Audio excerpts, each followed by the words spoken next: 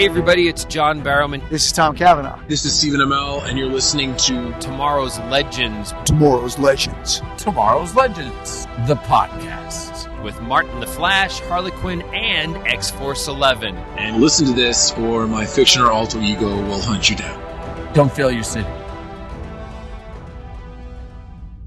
Harley, you know what's fun about Halloween? What's that? You can wander the streets in costume and nobody's the wiser. Yeah, and it's a lot easier to snatch all those sacks of candy. Oh, come on, Harley. You don't have to do that. Ah! Whoa! It's a Dominator! Harley, look out! Holy crap! Flash, run! You know what I'm looking for. Oh my god, oh my god, oh my god. Harley, I'll make her dizzy. You take her out. Okay, I lead her towards me. Great Scott! Good shot, Harley. Gideon, prepare the holding cell. Right away, Captain. Your species cannot be trusted. Whew, I suddenly hate the 80s. Oh my god, Harley. That was crazy. That was insane. Can you believe there was a Dominator right here? On the Waverider, that... What a bitch. Well stated.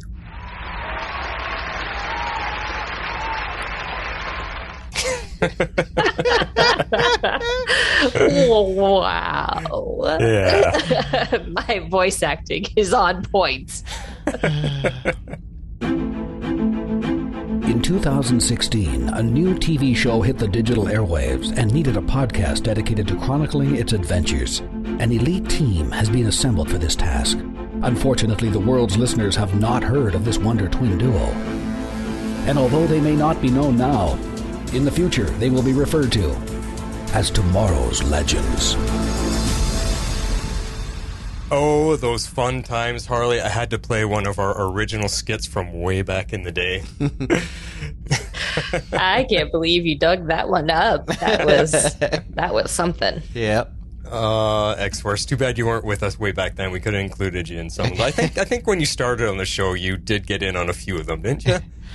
I was in on 2 episodes in season 2, so yeah. Filling in, so. Yeah. That was in the good old times. I mean, we're here to wrap up the series, and I just thought it'd be fun to pull on some nostalgia. So, is everybody ready? Here we go.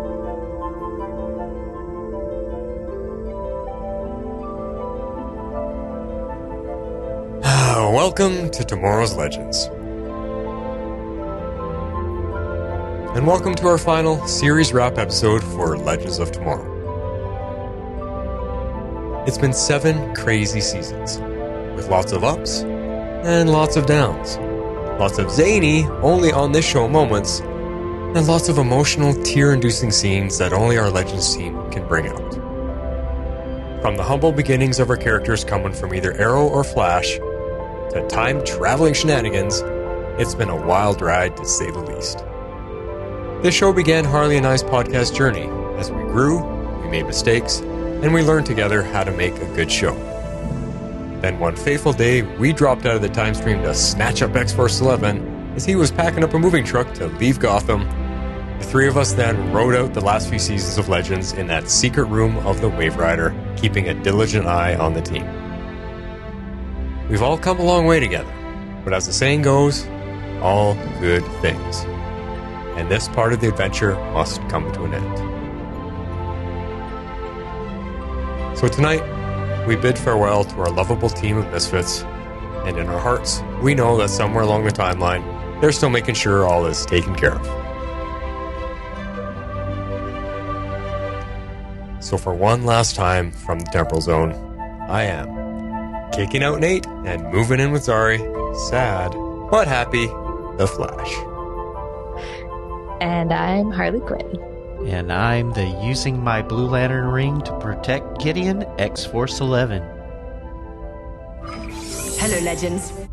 Gideon, you're with us for one last ride, aren't you? Yes, Captain. That's good. All right. We're going to miss you lots. Well, one last time, let's get into a little bit of news. We interrupt this podcast for a special report.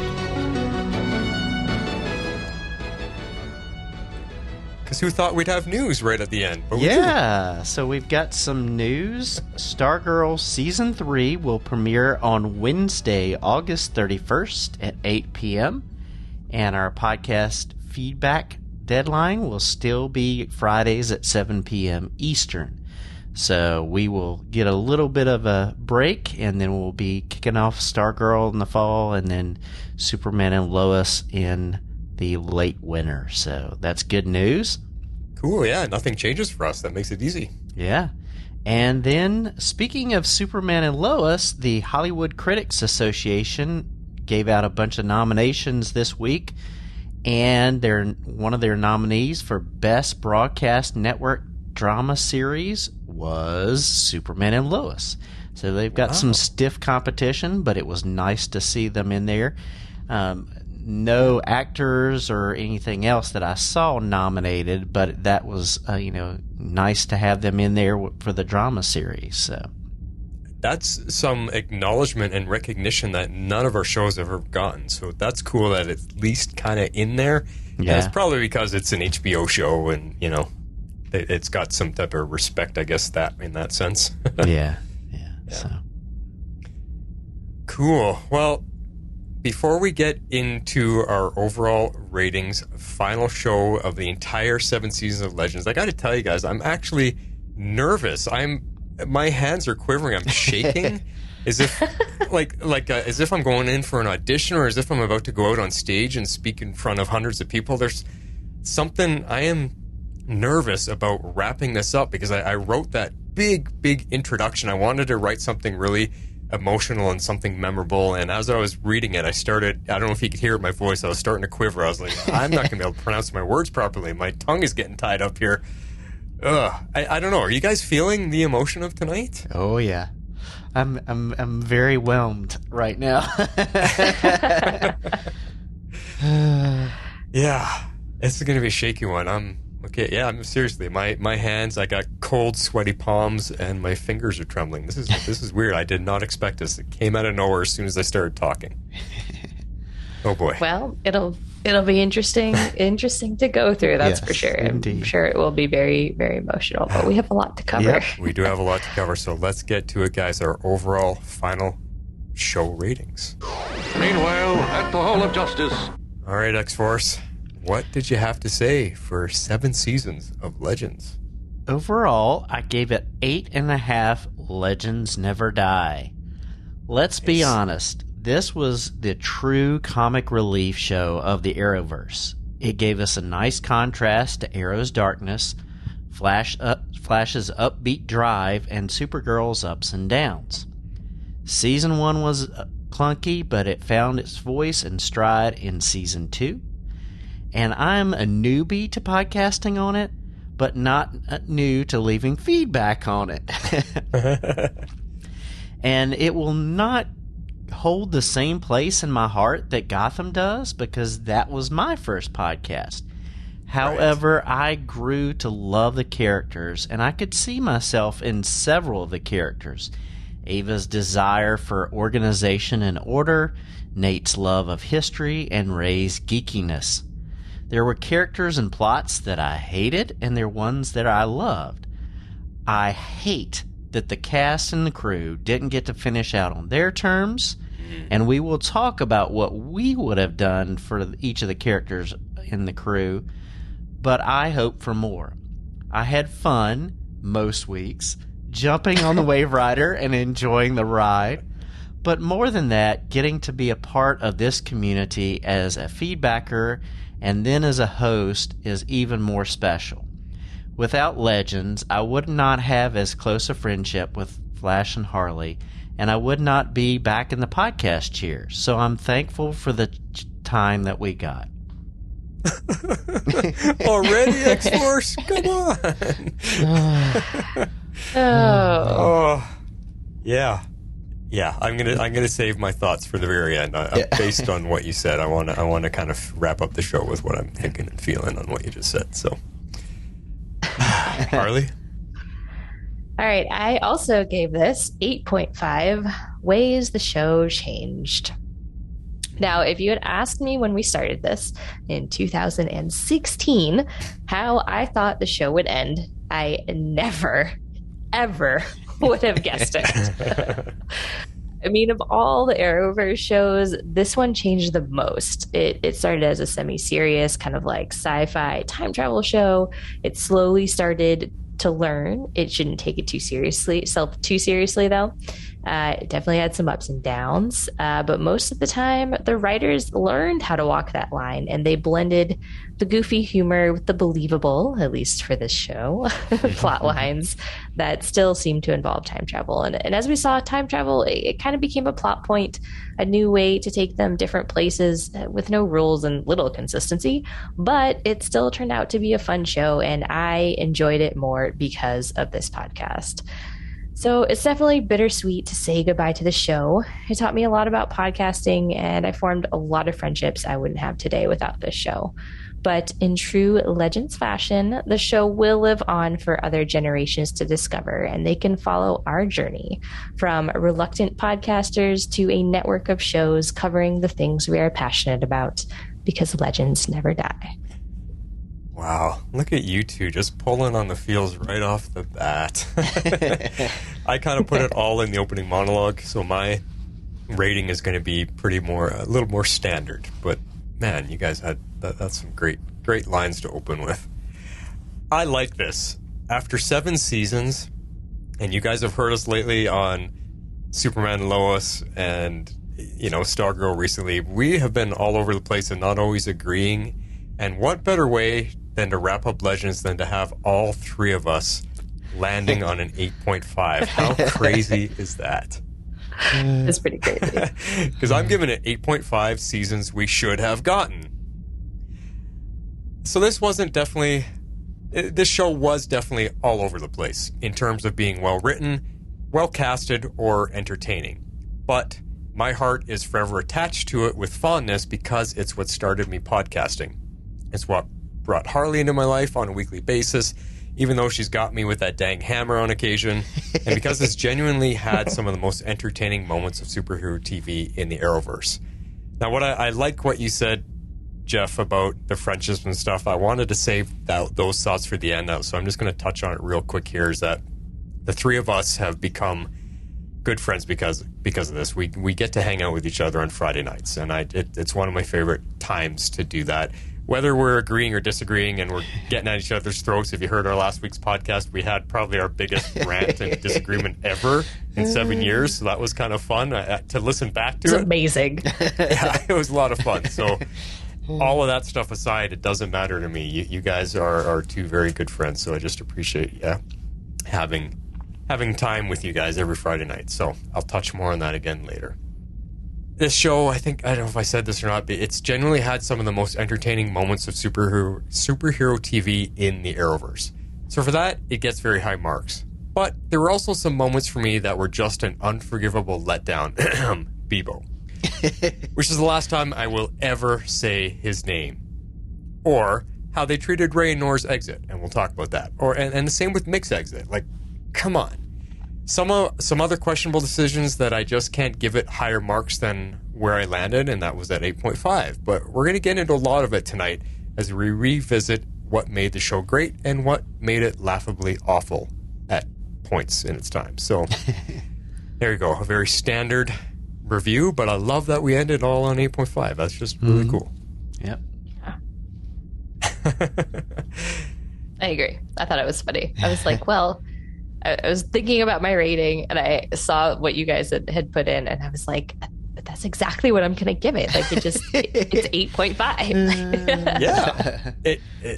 I think it just naturally lands there because of the high highs and the low lows. I mean, if you average it out, it should be lower, but I think the nostalgia, the emotions around it, our first podcast, and I do believe, honestly, there were probably more highs than there was lows. Like you guys all know, the Western episodes never did it for me. And, the blue furry guy that I will never mention again. And things like that were so low that it does bring the number down. But there wasn't as many of them as there was highs. So, yeah. I agree. Now, to break tradition, we've got a whole bunch of sound clips that we're going to play throughout our special farewell episode tonight. Instead of grouping them all at once, where we're just listening to clip after clip after clip, I thought it'd be a little bit more fun, a little more special, to play a couple every now and then as we're talking. And we're going to kick it off right now with 2 clips before we get into our talking about our heroes. We're going to start with the heroes talk. So, favorite moments, part 1. Shape out an eagle! And we're going to start with Harley. What you got for us? Oh, I was going to say, am I supposed to be introducing this? Yes. Okay. I know, I'm throwing a curveball at you.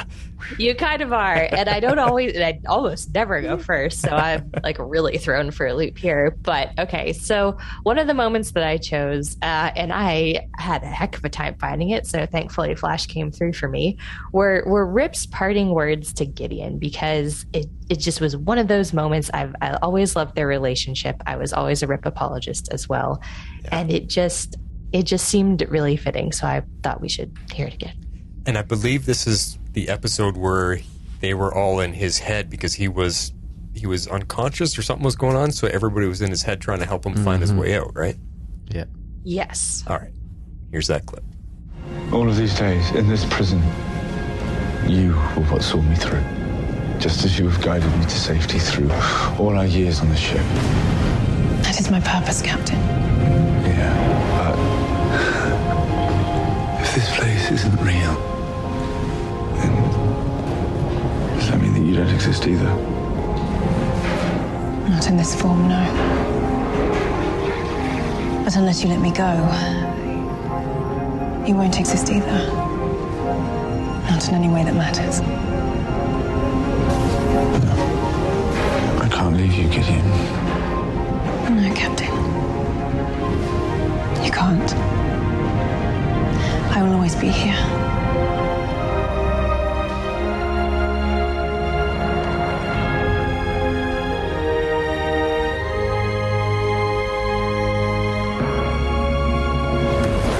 Yeah. Good stuff.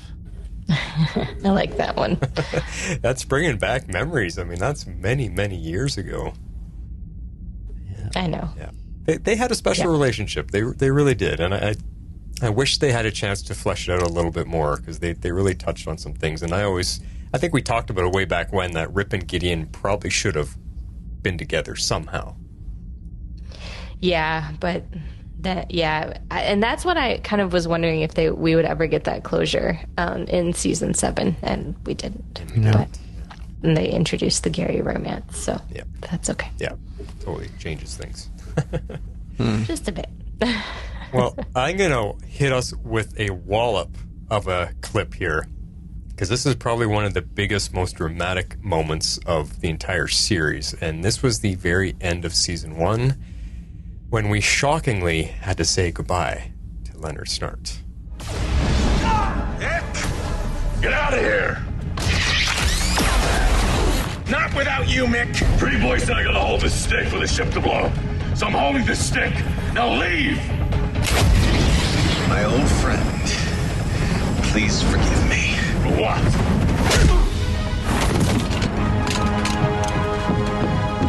Get him out of here! No. Just do it.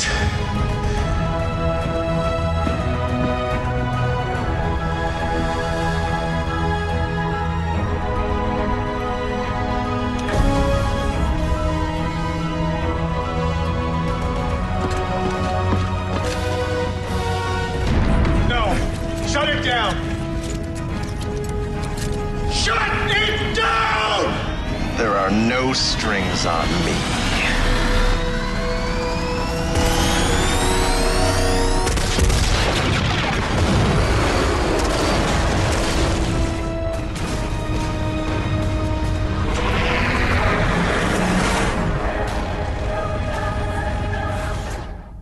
And collectively, the world over, everyone's jaw hit the ground at that moment. Yeah. It was a pretty shocking moment. Yeah, indeed. I also picked out 2 very familiar musical themes. Yes. Yes, very much that have carried through the years and carried through in our clips, right? Mm-hmm. And that we use on our podcast. Yeah. Yes. Well. Yeah. Yeah, we use all the time. But that moment in time, it's just, I mean, none of us knew it was coming. None of us knew they were writing a character off. None of us knew it was going to be Snart. And we had just really gotten to the point where we loved him so much with what his story arc had gone through already at that point. And it was like, wow. It just left us all speechless. Yeah, I mean, at that point, it really did make more sense to kill off McRory than Leonard Snart, but behind the scenes. But we later found out that the actor wanted out. Yeah. So, yeah, but no, I agree. It was very shocking. Yeah. Very much so. Well, that's how we're going to kick off the show. Hopefully we got your emotions boiling up to the surface now. We're getting ready. Let's talk about our heroes. We've broken this episode into heroes and villains and seasons and a couple other fun things. So we're going to kick it off talking with our heroes. And the way we're going to do it is I kind of listed these in order of relevance to the show, if that makes sense. So not so much favorite characters, but how much the character meant to this TV series in amounts of importance and amounts of their kind of position on the show. So I did my best to put it in that order. You guys can agree or disagree with me, but we'll go through it. And we're going to start from the least relevant of the show to the most important. So here we go. Gathered together from the cosmic reaches of the universe. We're going to start it off with, if everybody remembers, Wally West, Kid Flash. He actually joined Legends for a very short time. Yeah. Yeah, the Flash show really didn't have room for him or use him well. And he was an okay legend, but he wasn't used as he should have been. And I wanted him to step up and be a partner to Flash and help the world. And it looks like from the Earth Prime comic, which is one of those is set in the future, he is doing that. He is a full leaguer, and that's good to see. He's still kind of balancing his spiritual path with his Flash of being a Kid Flash and being a hero, and so it looks like he's getting that. But he didn't get used well either show. So no, they in fact didn't use him so well that I completely forgot he spent time on Legends. So I read this in the notes and I was like, he was on Legends? I was like, oh that's right. So I have nothing else to add because I honestly barely remember any of the scenes and I did not go back and look them up. Well, if you remember, something that we complained about a lot was how some of our characters got really good send-offs and some that should have got them didn't, and I know that's going to come up a few times in this discussion. Wally West actually got a pretty decent send-off from Sarah, if you guys remember, and that wasn't fair compared to what the other characters got.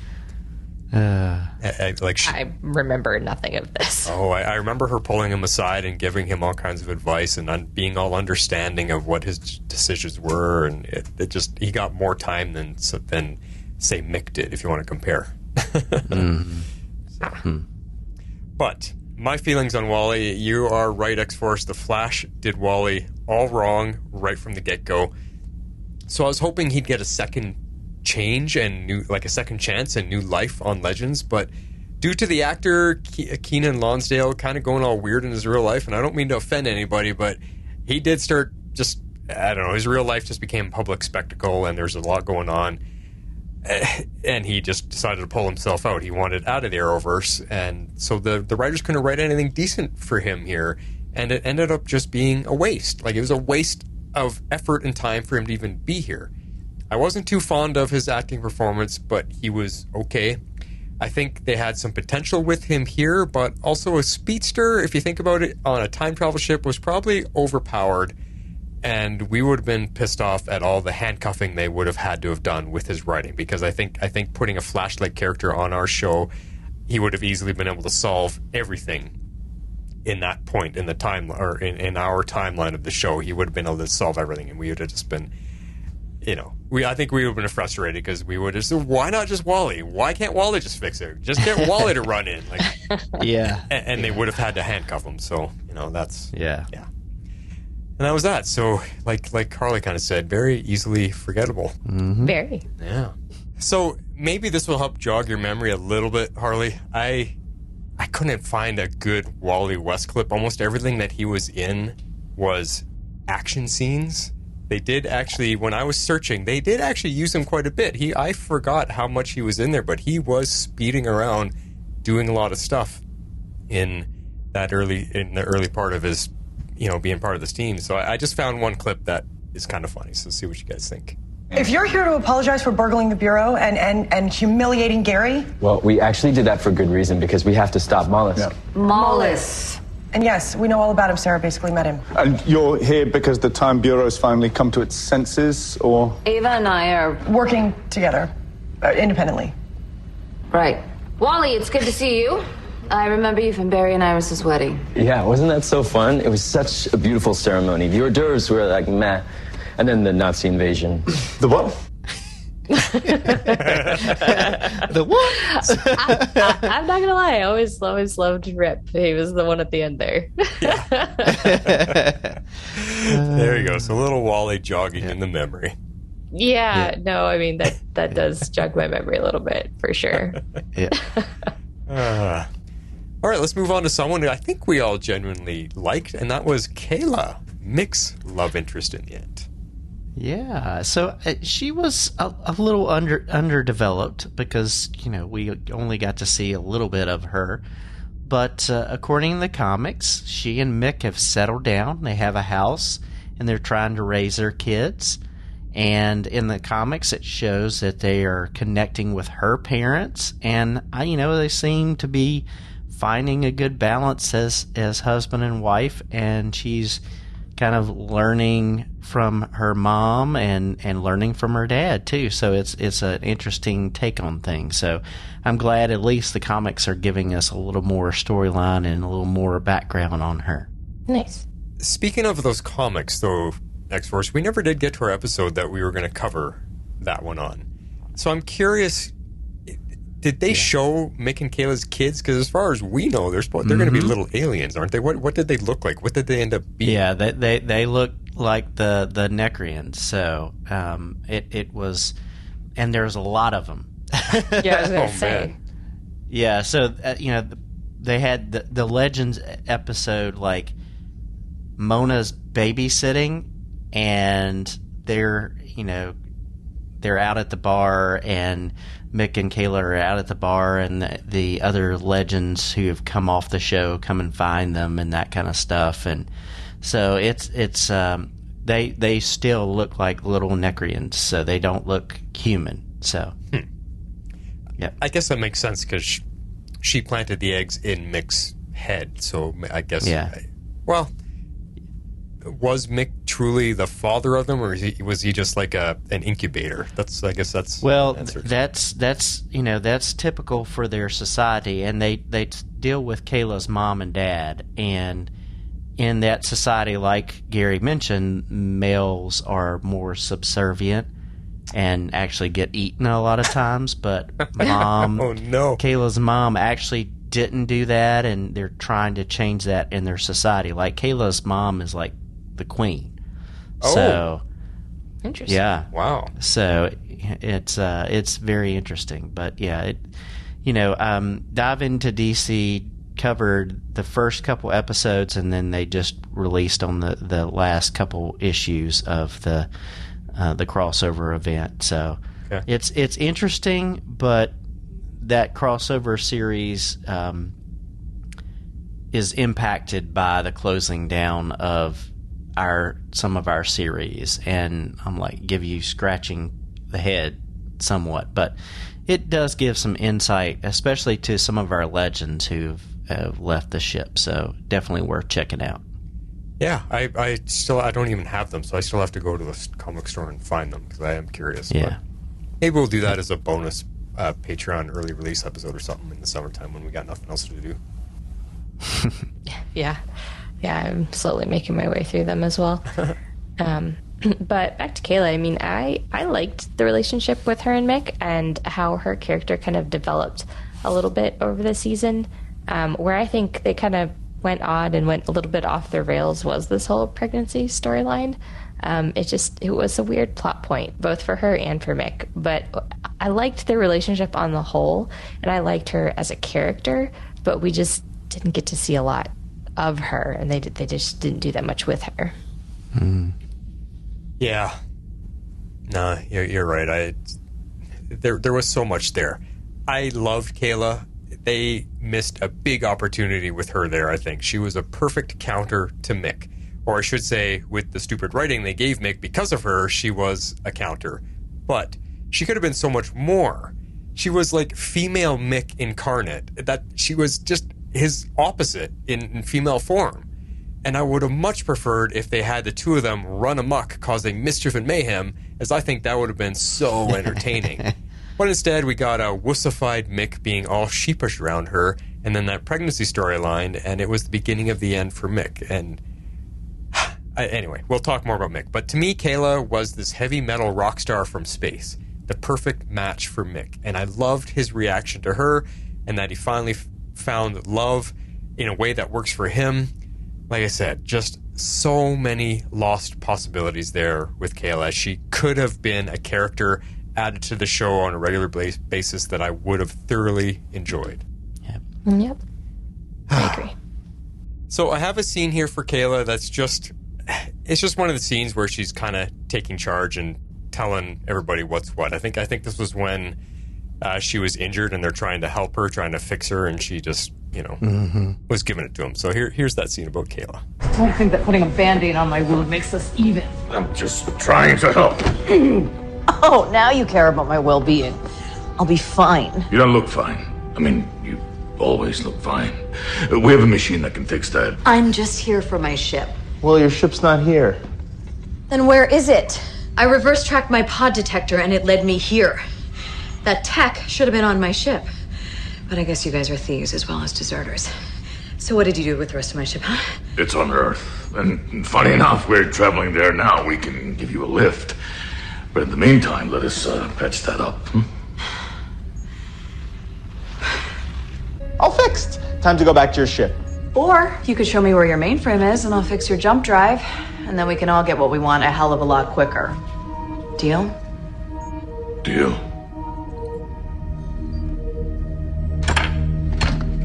How did you get off the planet? I thought you were dead. If what? You thought I was alive? You didn't stick around long enough to find out. In fact, you bolted the second you got onto my ship. Yes, you're right. I'm sorry. Oh, wow.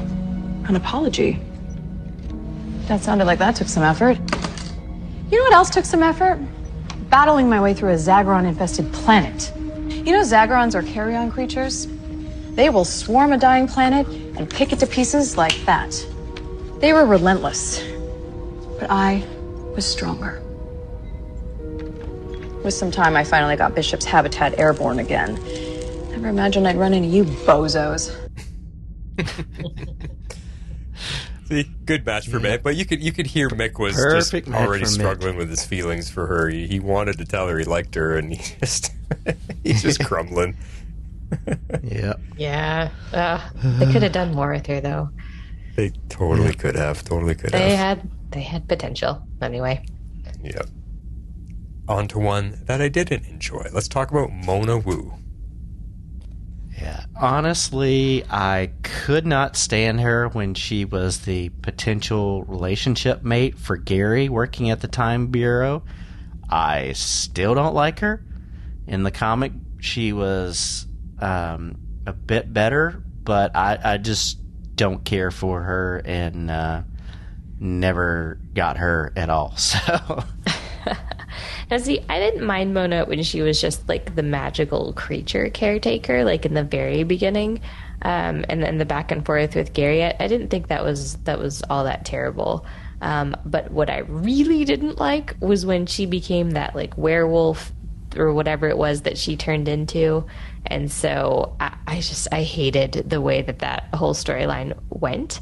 And so I thought it was smart that they wrote her off. And I also kind of thought it was, like, fitting, you know, that she kind of takes over Mick's writing alias because she was, like, I think she was his biggest fan or something like that.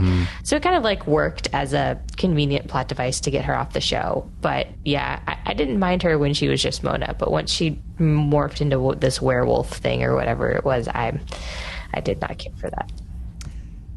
Yeah. I was wondering where you guys felt about that, because I think at that point, Jeff, you were still sending in feedback, and I was trying to remember how you felt about Mona.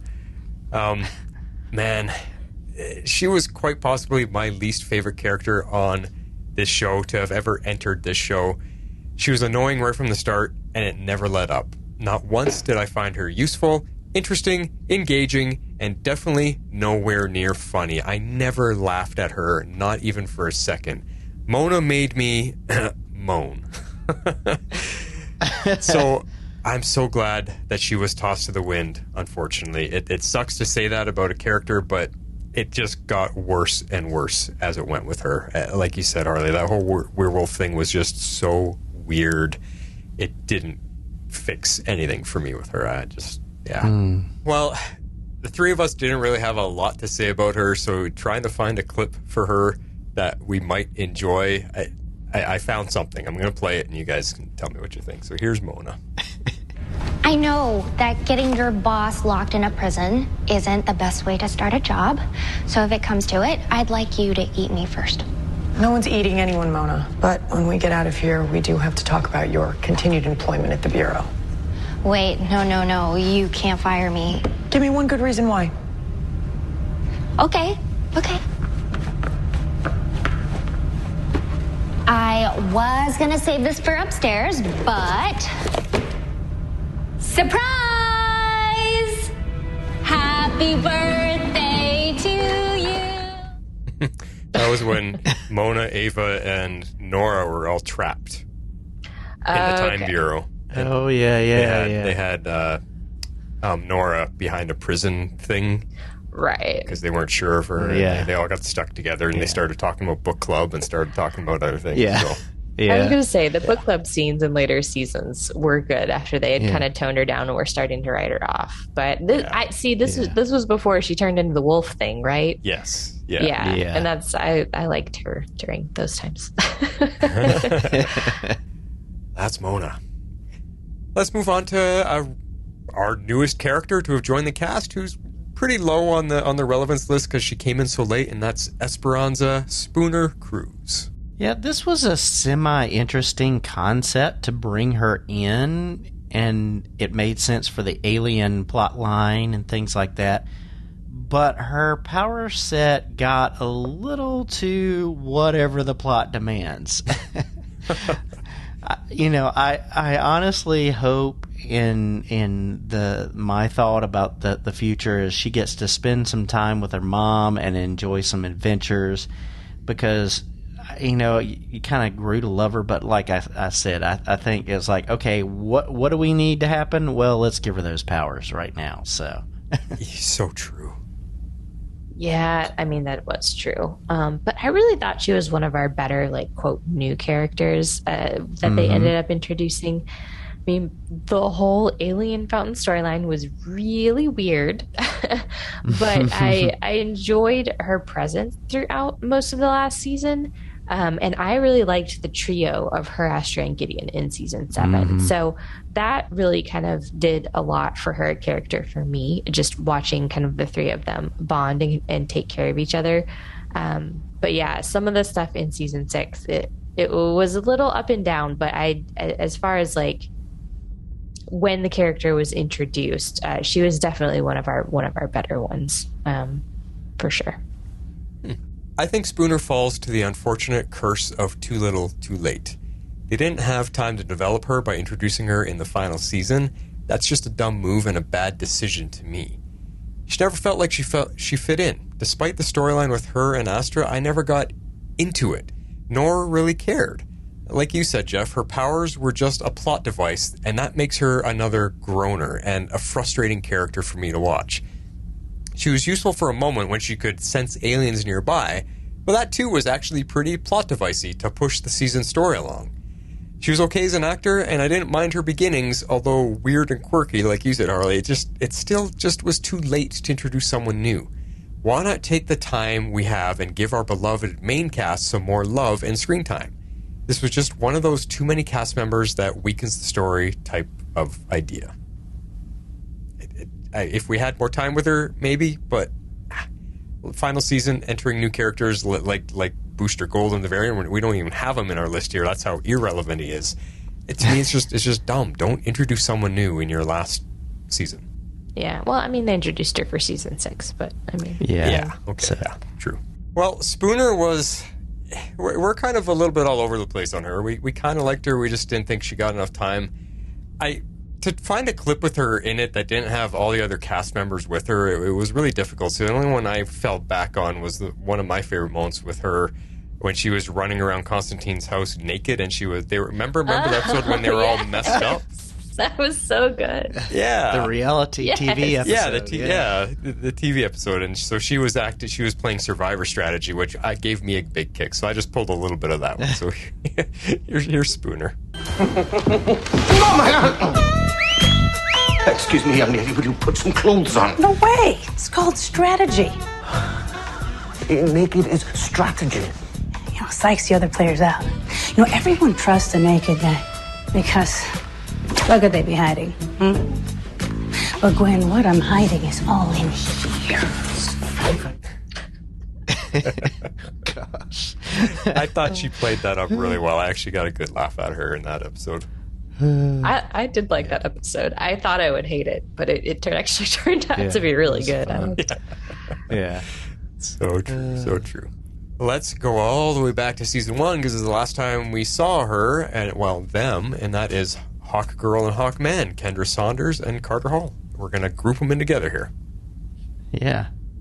So, honestly, she and Carter were not written well compared to what we saw in the animated Justice League Unlimited series, because Hawk Girl in that series was key and such a key member in there, and this is one of those areas where more CGI budget would have helped, because of their wings and all that kind of stuff. That would have helped. Yeah.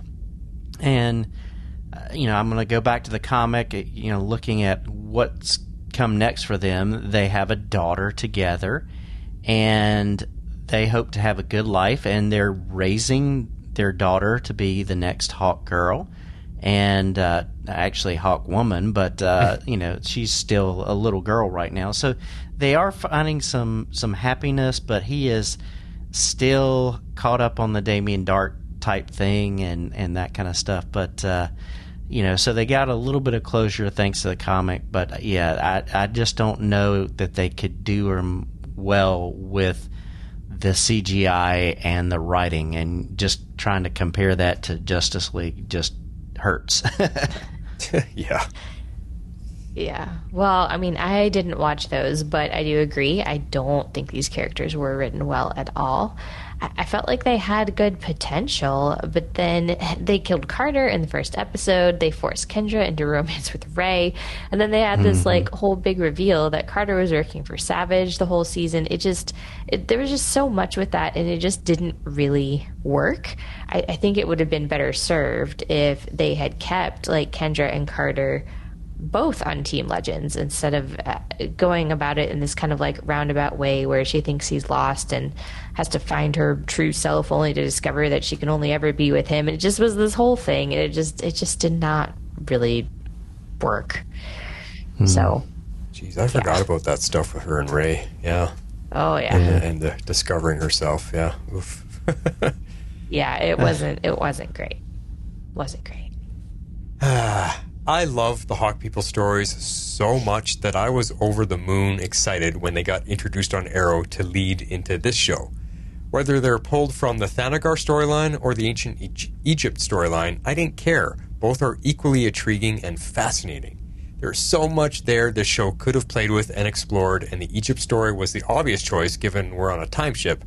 But as you guys both said, deciding on a love triangle story was just the biggest blunder of the first season. The poor actor playing Carter, Falk Henschel, never got the time to develop his character or his acting. That by the time they brought him back for a quick guest spot, he was way behind in feeling fleshed out and quote-unquote lived in. Kendra was just fine. She was a great actress, fit the part, and they could have given us great stories with her. Like you said, Jeff, the Justice League version of Hawk Girl she's one of my favorite characters of all time. I've got a piece of artwork here somewhere of her, and would have loved to see some of her attitude come into play here.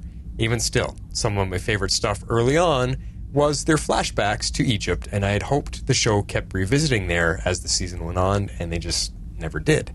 And that it got all lost in the love triangle. The first couple episodes, it was really exciting, but like you guys said, Kendra just became all about, oh, woe is me, my poor broken heart, blah, blah, blah. They completely left the cool stuff behind, and it was really disappointing. Yeah. No, I totally agree. I would have liked more of the ancient Egypt stuff as opposed to the love triangle. Yeah. Yep. And me and Jeff both suggest if you can watch the Justice League cartoon, it's so good.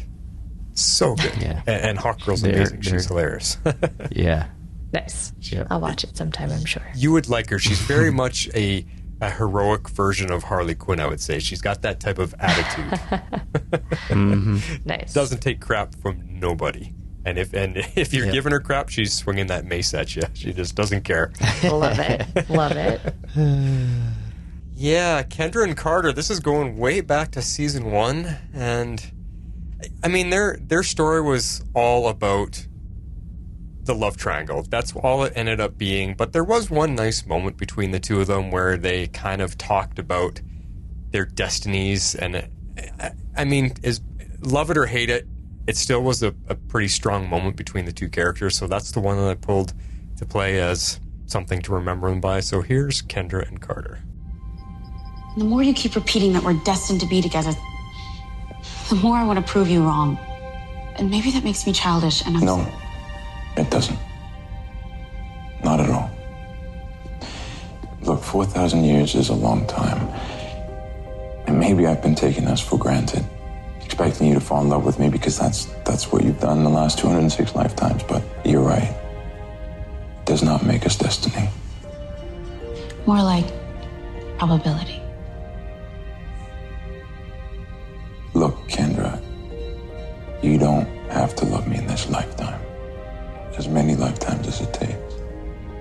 I know you're worth the wait. All right, well, let's try this again. And then stuff starts happening. Some magical explosions and whatever. But yeah, I didn't know what else to pull from them. It was such a long time ago, and you know, there just wasn't a lot that they weren't involved in with, you know, Vandal Savage or fighting. So yeah, and they had so few scenes together because Carter was missing for most of the season. Exactly. The only other one that sticks out is the flashback one where Kendra starts to remember everything, and you see him in the two of them in flashback a lot. Yes, I know that scene too. But I don't know if there's anything meaningful in any of that. It just is a scene I remembered. Yeah, well, that's a tough thing. But you know what's kind of fun is when I've been going through all the prep work for this show and finding all of these sound clips, I got to see a lot of all of the seasons because I had to go through all 7 seasons to try to find something worthwhile to pull in here, and it actually made me remember a lot. Like, there's a lot of things in, like, season 4 we're ragging on. There's a lot of stuff I forgot about in there, and some of the season 3 stuff. It was crazy. I'm looking at it going, you know, we did our rewatch for season 1 and 2. I just might go back and watch season 3, 4, and 5 again anyway on my own, just to kind of get refreshed on everything that happened, because a lot changed on this show, and it's hard to remember it all. It is, yeah. You've probably seen it, but I've got some fun tidbits to throw in when we get down to our season reviews. I went through all of our rankings. Oh, awesome! Nice. So I've some real interesting things when you are looking back on it after 7 years versus what you were rating in the moment. So yeah, that'll be fun. Cool. Can't wait to get to it. Let's move on to Astrologue. So it took a long while for her to grow on me, but her friendship with Spooner helped her, and being a surrogate mom to Gideon really helped. And so, you know, I'm hopeful that as things move along, she continues to hone her magic and use it for good and become a stronger player in things. Yeah, no, I'm with you. I did really end up liking her in the end, but wow, she had a really rocky beginning. I mean, she starts out in season 4. She's kind of a villain through the next couple of seasons. And she gets wrapped up in this whole Fate storyline, which was really crazy.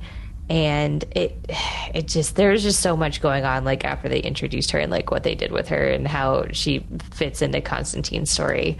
But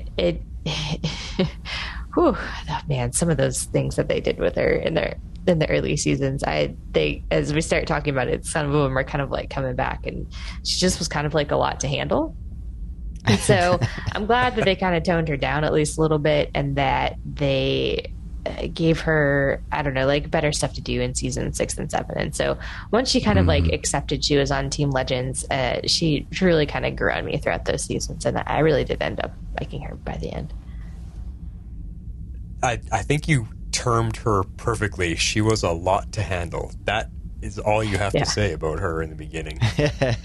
Astra.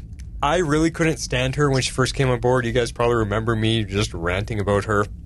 Her whole purpose was to bookend Constantine's story that he never got to finish on his own show. And they should have just left it at that. Because as they went on with keeping her, I really tired of her attitude and writing, and even her acting was a stretch. She was always so whiny, and you guys know I hate whiny people. Hate it. But, as you guys said, somehow, someway, she did find herself. She got comfortable in the role and became likable in the end. I didn't need her to be buddy cops with Spooner. She was just fine on her own, being the replacement for Constantine and becoming stronger than him magically in the end.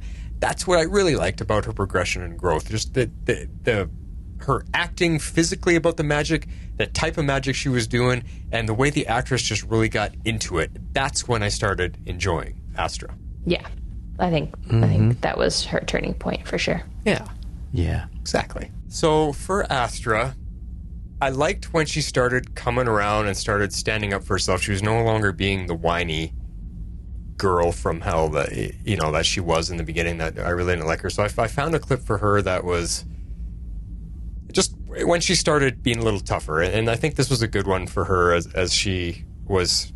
I think this was when she was taking care of John's house or whatever, when she was in the neighborhood and the neighbor comes by and gives her a heck. I remember that. Yeah. And she just cuts him down. So here's that scene. What's your name, sir? Robert Truss, from number 220. Well, Robert, I'm not the help. I live here. We're neighbors. Oh! Really? So what type am I, exactly? What about me doesn't fit in with you upstanding residents? Is it because I'm tall? Or female? Or black? I'll not be threatened this way in my own neighborhood. And I won't be treated like a criminal in mine. That was a good one. I do like that scene. That helps me remember Astra at a better time when she started to grow on me. Yes. Yeah, I agree. That was definitely a turning point for her. Yeah. All right, dudes. Let's talk about Bayrod, yo. So you replace Zari 1.0 with this guy, Strike 1. You make him a stoner and force Nate to his level, Strike 2. But the final season helped bring me back a little bit. But honestly, with the love story with Astra, the lack of weed use should have been done all along.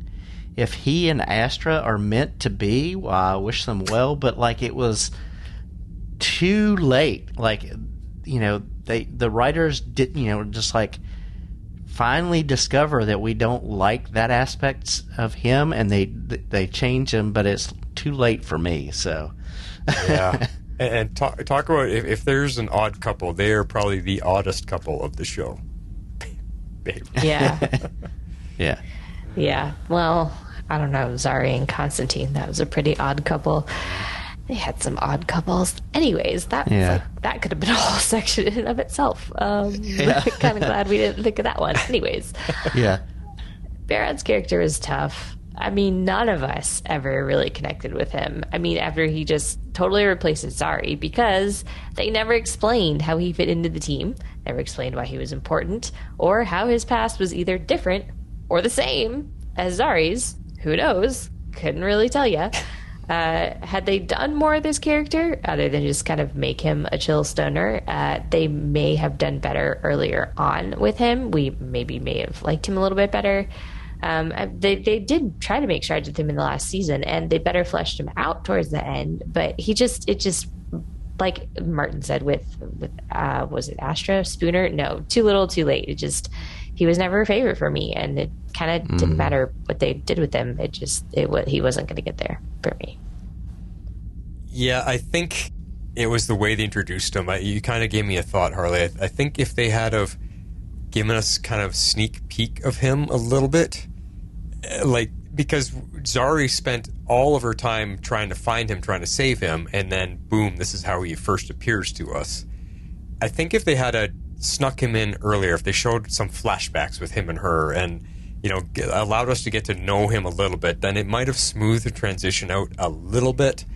But the fact that it was that much of a shock the way they brought him in, I think is why we were soured on him right away. And Jeff, I like your strike analogy, because for me, he got 3 strikes 3 episodes in, and that was it. You simply do not replace the best character on the show with a stoner and expect us to be okay with it. He never grew on me once, not story, not character, not actor. He was just a waste of time and a waste of good TV show minutes. He's definitely at the bottom with Mona for me. The only thing that bumps him up from her a little bit is that he can sing, and he can sing really well. And I'm guessing he plays the guitar too. That one scene when he's singing about their futures in the end, and I'm going to come back to that I ended up choosing as one of my favorite scenes in that episode. Really brought a lot of emotion to that episode and how they were wrapping up a lot of stories in that moment. So he gets high marks for that, as it drove home something pretty powerful in those moments of that episode. And that's the only reason he is above Mona, but he's still way at the bottom. Because one moment does not make up for all the rest of it. Yeah. No, I'd agree. Yeah. Well, Behrad didn't land too high on our charts. And I really couldn't find anything of him that wasn't stoner Behrad, and I know we don't really want to think of that and remember that part about him, but like I said in my little discussion, what brought him up a little bit was his singings, and there was a couple times he sang a song. So this one I'm going to play was the song he sang for Sarah and Ava at their wedding, which I thought was a really beautiful moment. Yes. So here it is.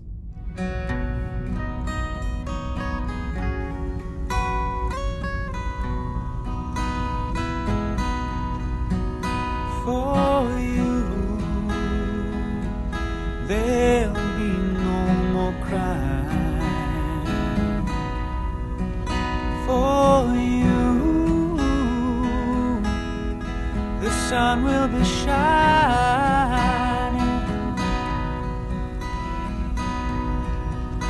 and the songbirds are singing like they know the score. And I love you, I love you, I love you like never before.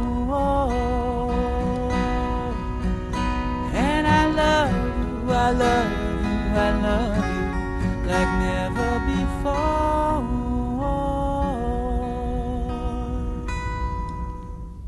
Aw, seeing that? Nice. That's the one thing I liked about him, is that he seemed to bring the emotion in the songs, and he does sing beautifully. I'll give him that credit for sure. Yes, I agree. Yeah. It's a good song. All right, someone we haven't talked about in a long, long time, and she may have been forgotten like Wally West, is Vixen, Amaya, and I could never pronounce her last name. Is it Jiwei? Jiwei? Jiwei. Okay. Amaya Jiwei. Vixen. Yeah, I liked Vixen's character, and I thought it was very cool, a cool way to bring in a JSA member to the team. She had cool powers, a rich family history. The impossible romance with Nate was hard, she was a woman out of time and had a history that she had walked out of, but she had to go back to that history and walk it out in order to have her descendants, and so it couldn't include Nate. And so that's what made it hard for me, is just getting, having that romance and knowing it never could be. But her as a character and her powers were really cool. Yeah, no, I would agree with that. Like, I didn't mind Maya at all. I didn't love the romance with Nate because it felt forced, but she had a really rich backstory, and we got a lot of that throughout season 3. I mean, it's really too bad that everything with the totems ended up with Voltron Bebo, because it really had a lot more potential. But the writers really leaned into the goofy bits that season. I mean, season 3, it started super dark and it kind of ended super campy. So her story was really hard because, like Jeff said, we always knew how and when it would end. Like, she would always go back to her homeland and she would always live out her days without Nate. So why put her in this romance? It always felt pointless, and it was contrived, and just for not even the point of the story. I mean, like, what was the point? I never really understood that part. So Yes, on all the points you both just said. Amaya was a great character, with a great story, with great powers. That wouldn't be too much for this show, because we were worried about superheroes on this show, and like we talked about Wally West being too overpowered. Her powers, I think, fit just fine and could be helpful without being too much. And the actress Macy Richardson Sellers, as this part of her, that as the Vixen part, I thought she was very good. She was great. The romance with Nate was forced and it never felt natural or genuine, and that's why we all groaned with every scene that had them being shoved in our face. Even though we knew her fate, it was still a story worth watching. I also liked the tie-ins to the cartoon series she got, with Oliver and Barry helping her out. Sadly, as her season story went on, that they slipped away from all of that stuff, from all the good stuff about her. It just slowly slipped away. But I loved her. I loved her heritage. I love her backstory. It was all such good stuff, and they just lost it in the end. So with Amaya, guys, we've been talking about her story and her ancestry and how we liked the history of her powers and everything. And the only clip that I could really think of that would work for how we were discussing her is the one where she actually goes into the totem and meets with her ancestors and finds out a little bit more information about why she's there and what her powers are about. Very cool. I thought that kind of pulls everything together. So here is Amaya. What is this place? You are in the world between worlds. Who are you? I am your blood.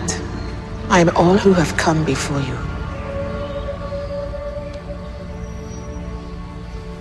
I can feel the fear inside you. It is a burden that weighs heavy on your heart. My totem. I can feel it growing stronger. I fear that I'm losing control over it. You can't stop the forces of nature, no more than you can stop a charging stallion.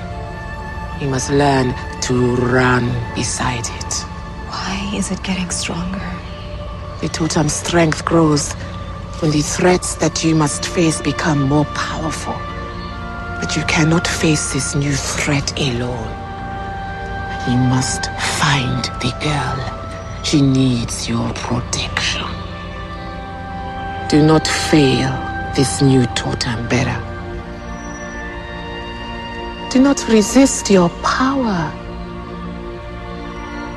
Trust in it.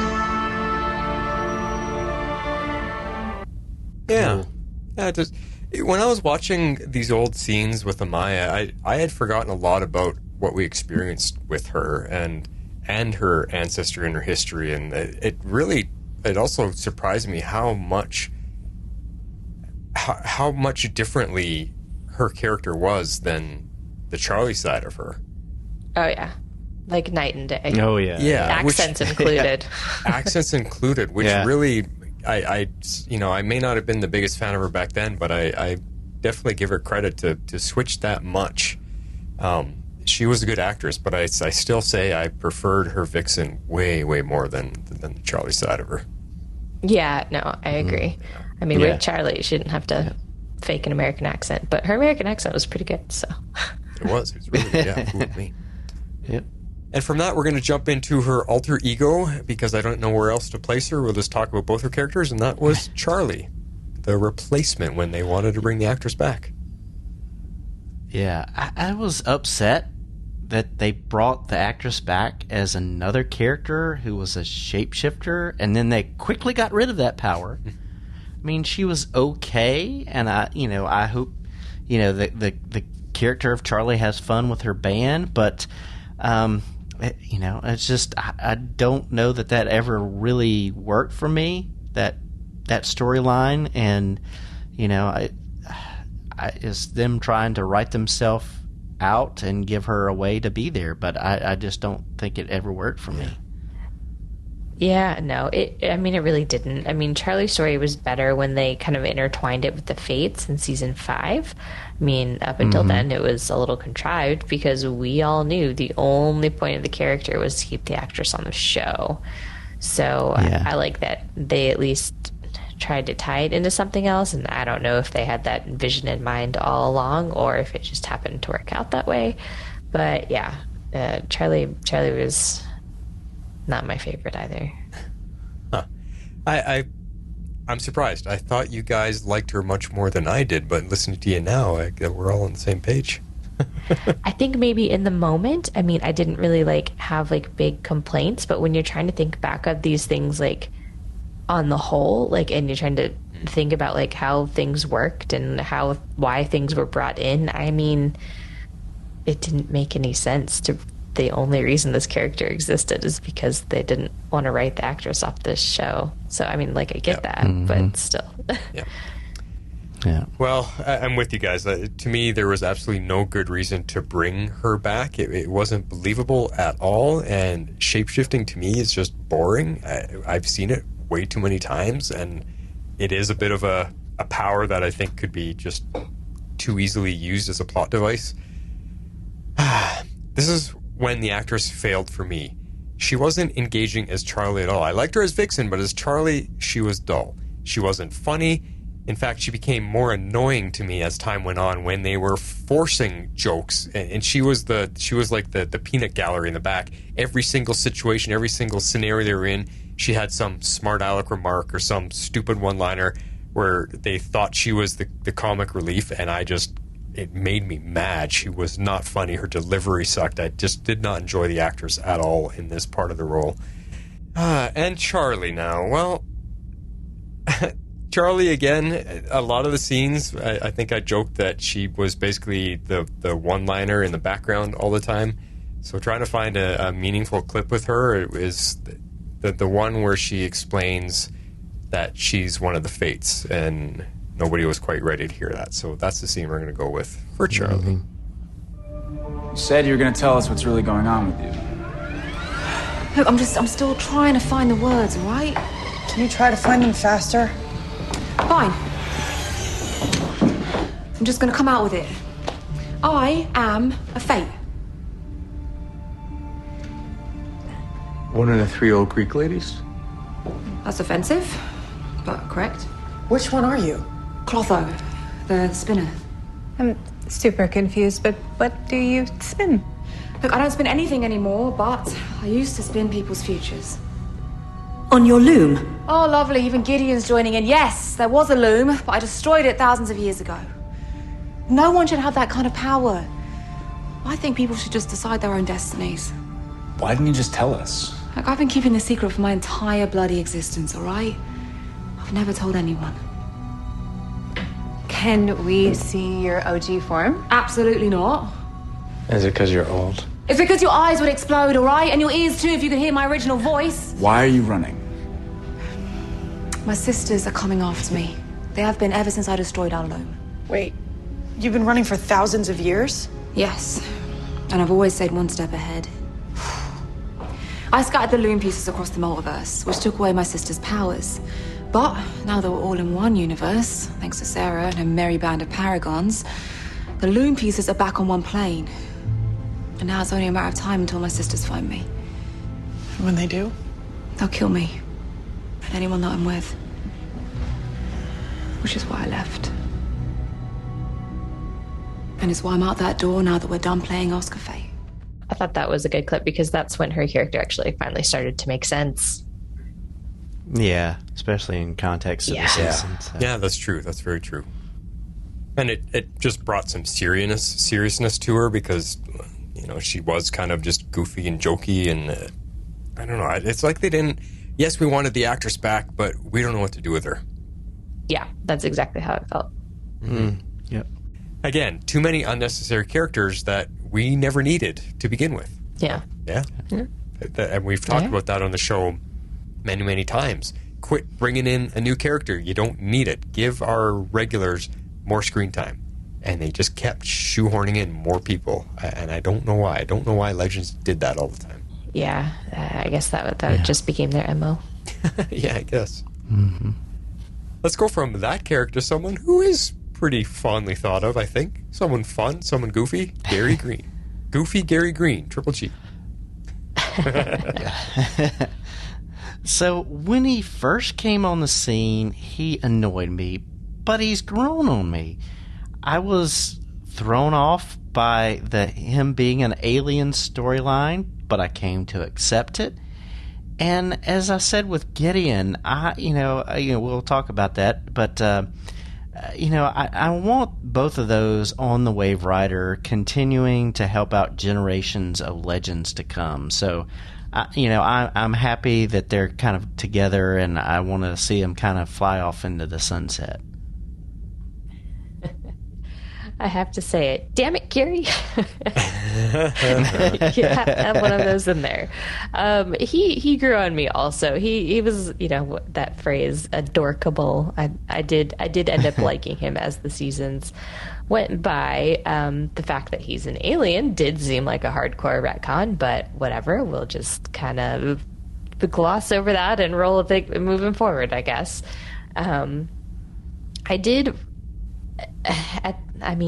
Ultimately, I would have liked, I think, to have Gideon reunited with Rip, but I do like her and Gary because I did think that they made an adorable couple, and I thought that the angle that they came to bring them together, where they were both trying to figure out this whole being human thing, I thought that was a cool thing for them to bond over. So I did really like that. I thought that was very well done. Gary. I liked your word adorkable because I was just saying he's such a lovable goof to me. There were moments they went overboard with him. They pushed the weird humor too far. Eyeball nipples, anyone? Or whatever that was way back when. Yeah. And that's when I kept saying on the show that I like him, but in doses. Do not overdo it with his goofiness because he actually was funny, and the actor is simply off the wall in his performance of him.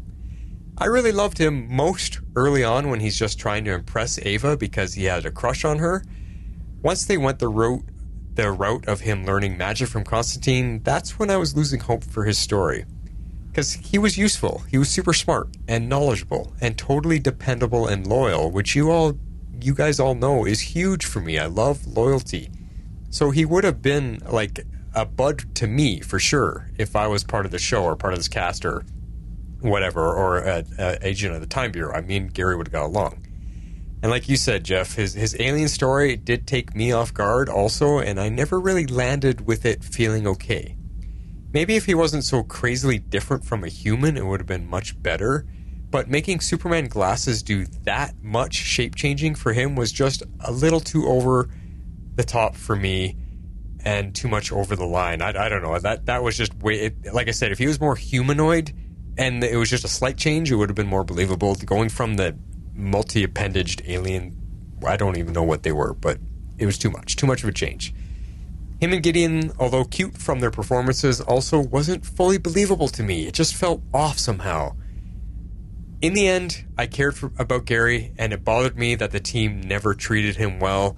I think I remember ranting about that, like Gary just needs some respect. He just wants to feel part of this team. He just wants friends and feel important. And there was a lot of times that I was genuinely scared for him when we almost lost him. In multiple episodes, there was times when we almost lost him, and I was worried. I was concerned. So, in all of this Gary talk, I do have a clip I want to inject right here because this was probably my absolute favorite Gary moment in the entire episode. If you guys remember, this is when he finally got John to come play Dungeons and Dragons with him. And he ends the episode with this epic Dungeon Master description of the adventure that they're on. I love that moment so much. So here's a Gary clip.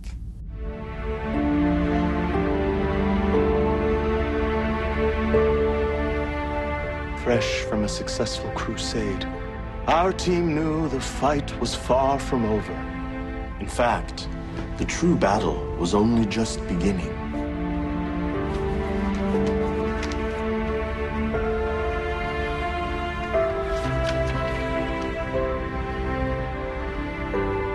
In order to defeat the demon and his cabal of evil, we need to be at full strength, which is going to be hard given the losses we sustained on our last quest. Some wounds are so deep, they never truly heal. So the question is, are you prepared to join us on this mission most deadly?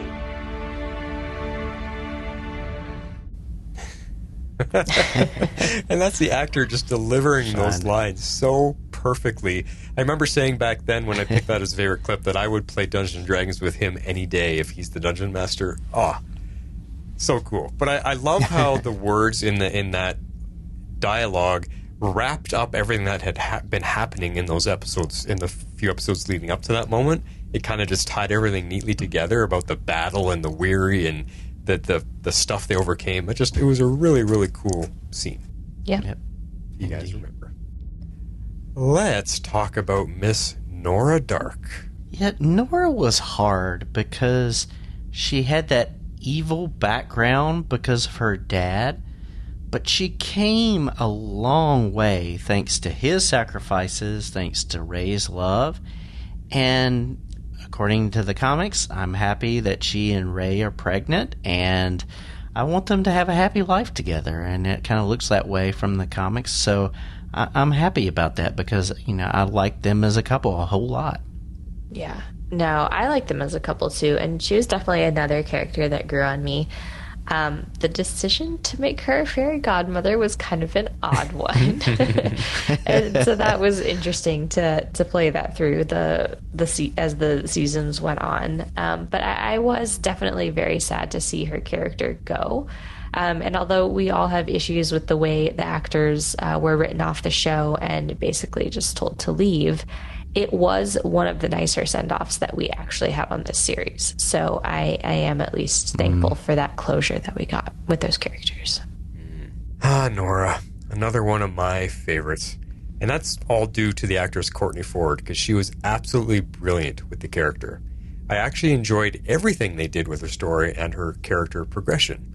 The troubled past with her dear dad, Damien Dark, and being used in magic rituals, to finding love in Ray Palmer, and even her fairy godmother turn. I'm going to counter that a bit, Jess, which I think kind of made odd sense. She goes from dark witch of hell to the exact opposite in having to grant wishes for everybody as a fairy godmother. That's like a night and day change, so I thought it was kind of funny. All I know is I was sadly disappointed when they didn't use her enough, and she'd been gone for multiple episodes. We were always asking, when is Nora coming back? When is Nora coming back? Only to have a poorly written exit with her and Ray. I didn't appreciate the way. I mean, we know there's a lot of behind the scenes crap that was going on with the two actors, and I just found it was very unfair with how they handled it, the whole situation with them, because she was one of the greats. Yeah, I mean, behind the scenes they handled it poorly, but I mean, we got the whole wedding episode, and we got to have. I thought we got some decent closure. It was better than Nate's send-off. It was better than Mick's send-off. Yes. It was better than Stein's send-off or death. It was... the list goes on. This one, they actually did something. Yeah. So... Yeah. Now, Nora, she was equally funny as she was good in some of the serious moments. So I kind of pulled two different clips together here just because one is so short. But I think, Harley, you'll appreciate the very first one. I remember you laughing at this scene with her the first time we witnessed it. And then it'll just transition to the next one. So here is Nora Dark. Oh, no, not again. Oh, yes. Oh, yes. It's the same thing every time. Kid gets a fairy godmother. What do they wish for? Oh, you get a pony, and you get a pony. Everyone gets a damn pony. Well, maybe next time you should say nay. Oh. Freddie, wait. Leave me alone. What? You don't want to be alone right now. How would you know that? How would you know what I want? I've spent years wanting these kids to be my friend, and I couldn't even make it happen with a fairy godmother. I cannot wait to be done with this stupid place, and I hope they all get what they deserve. No, you don't mean that. Yeah, I do. No, you don't. Look, I get it. I have given in to my demons. I know what it's like to want to make the world feel your pain, but that is not who you are. I see so much more in you. Listen. God, being yourself. That is a magic stronger than any wish. Being truly okay with myself. Scars and all is how the right people truly found me. Now, if you had one more wish to show all of them who you really are, what'll it be? You get a pony. You get a pony. That was funny. The fairy godmother, storyline wasn't necessarily my favorite, but because Courtney's amazing, she did it well. So. Yeah, she did it so well. Yeah, she's so funny. And then, I mean, talk about showing the actresses, range of expressions, because it goes from that fun scene to her trying to help this kid at high school that just wanted to be popular and have some friends. And man, she really pulls on the emotion for that too. Yeah. Definitely. Yeah, I miss Courtney Ford. She was fantastic on the show. She'll be sadly missed. Like I said, I wish I know I complained a lot during the weeks that they don't use her enough. Yes, I agree. She was fantastic. She was very good. Staying in the groove of magic, let's talk about Mr. John Constantine. So I was one of the ones who watched the NBC series and thought it was something totally different and intriguing to look at that dark and brooding nature, and bringing him into our universe changed things. But in my eyes, he's still John Constantine. He's going to be hard to replace, but I am happy that he is still in the universe somewhere, maybe following the Justice League dark route. And I would love to maybe see him and Zari 2.0 in a relationship in the future. We'll see. But like I said, I'm happy that he's still there, and he's one of those. There's those actors that you always see as that character, and I think he did a great job. He's like Michael Rosenbaum's Lex. I see. He's one of those characters. John's one of those. Matt Ryan's one of those characters with playing John Constantine. I can imagine him, whether he's animated or whatever. So it's going to be hard for anybody to take up the trench coat. So yeah, I totally get what you're saying. Very true. Yeah, that is so true. I know Matt Ryan and John Constantine are just like synonymous, especially when he has that look, that Constantine look about him. But Constantine on Legends, it was definitely so different from his own series. Mm-hmm. It did take a little bit of getting used to, but I'm still glad that they ended up saving the character and that they brought him into Legends, because I did enjoy having him on the show. And some of the seasons got a little weird and a little wacky, but I just always enjoyed just getting to watch Matt Ryan just do his thing and do his thing with this character, even if it wasn't quite to the extent as it was on his own show. And then of course they had to completely retcon him at the end, which I was like, okay, well, I guess that was an interesting approach. But they had to basically undo everything that they did, because that version of John Constantine it doesn't and shouldn't exist. So I was like, well, all right, here we go. John was tough for me, really tough. I wanted to like him. I wanted to be interested in his story, but it had to be so different on Legends than what it was on his show, because we aren't that dark and that gruesome and that violent and that, just into all of that stuff, the demons and hellspawn and everything.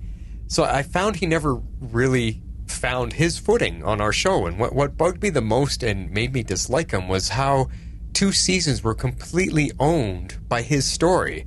And that's when I thought we lost what Legends was all about, because they had to shoehorn in his magical demonic changes into our storyline. And that's what ripped us away from sci-fi and time travel and all that kind of stuff. And I hated the directions the show went because he was on it. And it just, and we talked about that at length every time it was happening. And it just made me wish that he was only ever just a guest star once in a while, but he took over our show. And like you guys kind of mentioned, only near his storyline's end did I really start to like him. And we saw better use of his magic and better effects for it too. And that's when I was like, okay, I like John. And I know we talked about it on the podcast. He was starting to come around to me because he started to become a little more human and not so much of an ass, and being more of a friend to the rest of the team. And that's when he started growing me, but we ran out of time. Yeah. Mr. Constantine, well, I think everybody liked him for the most part. It just, I just keep coming back to the fact that he changed our show. It was only because of him entering the show that Legends really went off the rails and was no longer a sci-fi time travel show.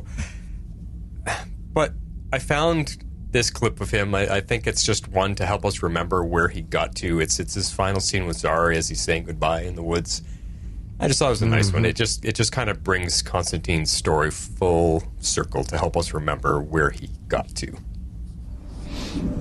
What's the hurry, love?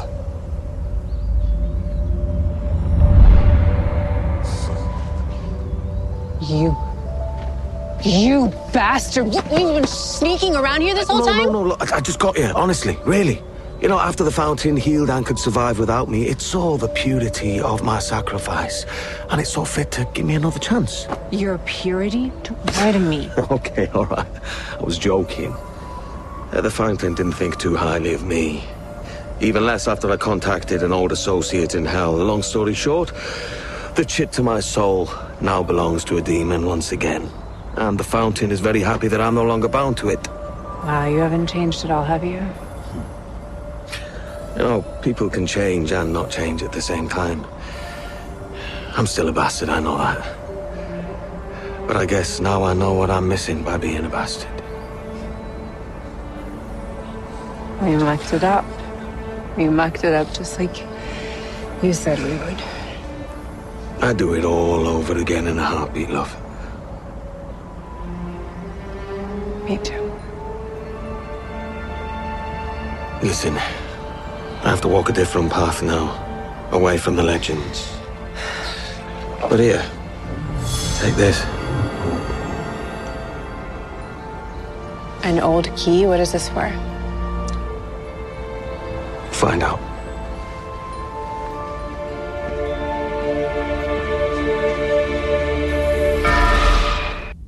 The key that became a plot device for the next season. It did, but it was one of the plot devices I enjoyed a little bit more. Yeah. And that was a good scene, but it is the one that retcons him and takes him back to the beginning so that Constantine doesn't have to live with all the lore that Legends established. Very true. Right. Very true. Yeah.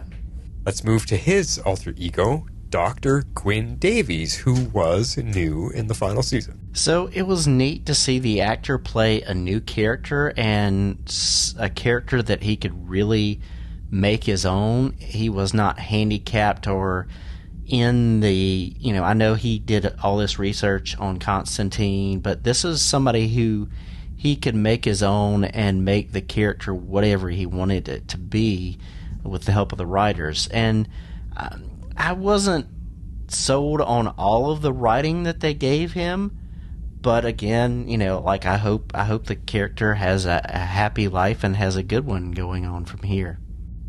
I like how every character you're kind of wishing them well in their future endeavors. Well, that's kind of where the notes started, is where we were writing what we wanted to happen for each character, and so I started the notes, and so that's kind of where it is. So wishing them well. So. Except for Mona. Except for Mona. That's funny. Oh, man. I actually really liked this character. I thought that it was a neat touch to make him the father of time travel. And we really got to explore those concepts throughout the last season, which just made for some really interesting storytelling. And for the most part, they did it really well. And of course, you know, we still didn't have to lose Matt Ryan, but unlike what they did with Charlie, they made this character meaningful. They integrated it into the storyline, and it worked way better, even though it was literally the same reason. They created a character so that they wouldn't have to lose an actor. Yeah. I don't know why. This worked way better than what they did with the Charlie character. Yeah. So that's how I feel about it. And I am right with you, because Gwyn, for me, was a knockout character. Matt Ryan played him to perfection, and it finally gave me respect for his acting. His whole time travel story was so much fun, and it really tied in a lot for our whole show, and it was actually one of their masterful touches in writing as well. Being the one who originally created time travel, and that now he gets to witness it happening as people from the far future are here to help save him. Now that's time travel zaniness at its best. The only thing I didn't care for was his love story angle. I think they could have done better with his reason to create time travel in the first place, as that's been done before. The time machine, and I found it took away from the character every time they had to bring up his love story. I just preferred, like you said, Harley, the whole time travel connection and everything being based on what he created. I just thought that perfectly tied into our legends and why they're there. And the fact that it came full circle back to him was just really, really cool writing. I really loved that. Yeah, I thought that was a neat touch. For me, I think the scenes that are the most memorable for him, I mean, he had the panic attacks, which just showed how good Matt Ryan was, but I also loved the moments him and Ava had. They had a couple really powerful scenes together, so I went with one of those to help us remember the seriousness, the seriousness, the depth, the emotional angst of the situation that he was in from the time period that he came from, and how it's hard for him to accept that things could be okay. He can be open about his feelings and stuff. I just picked one of those clips. So here's a shot of Gwyn and Ava. None of this would exist without your invention, which means if we go on to save Alan, you never invent time travel, which means no Waverider, no Legends. And no one to go back to save Alan in the first place?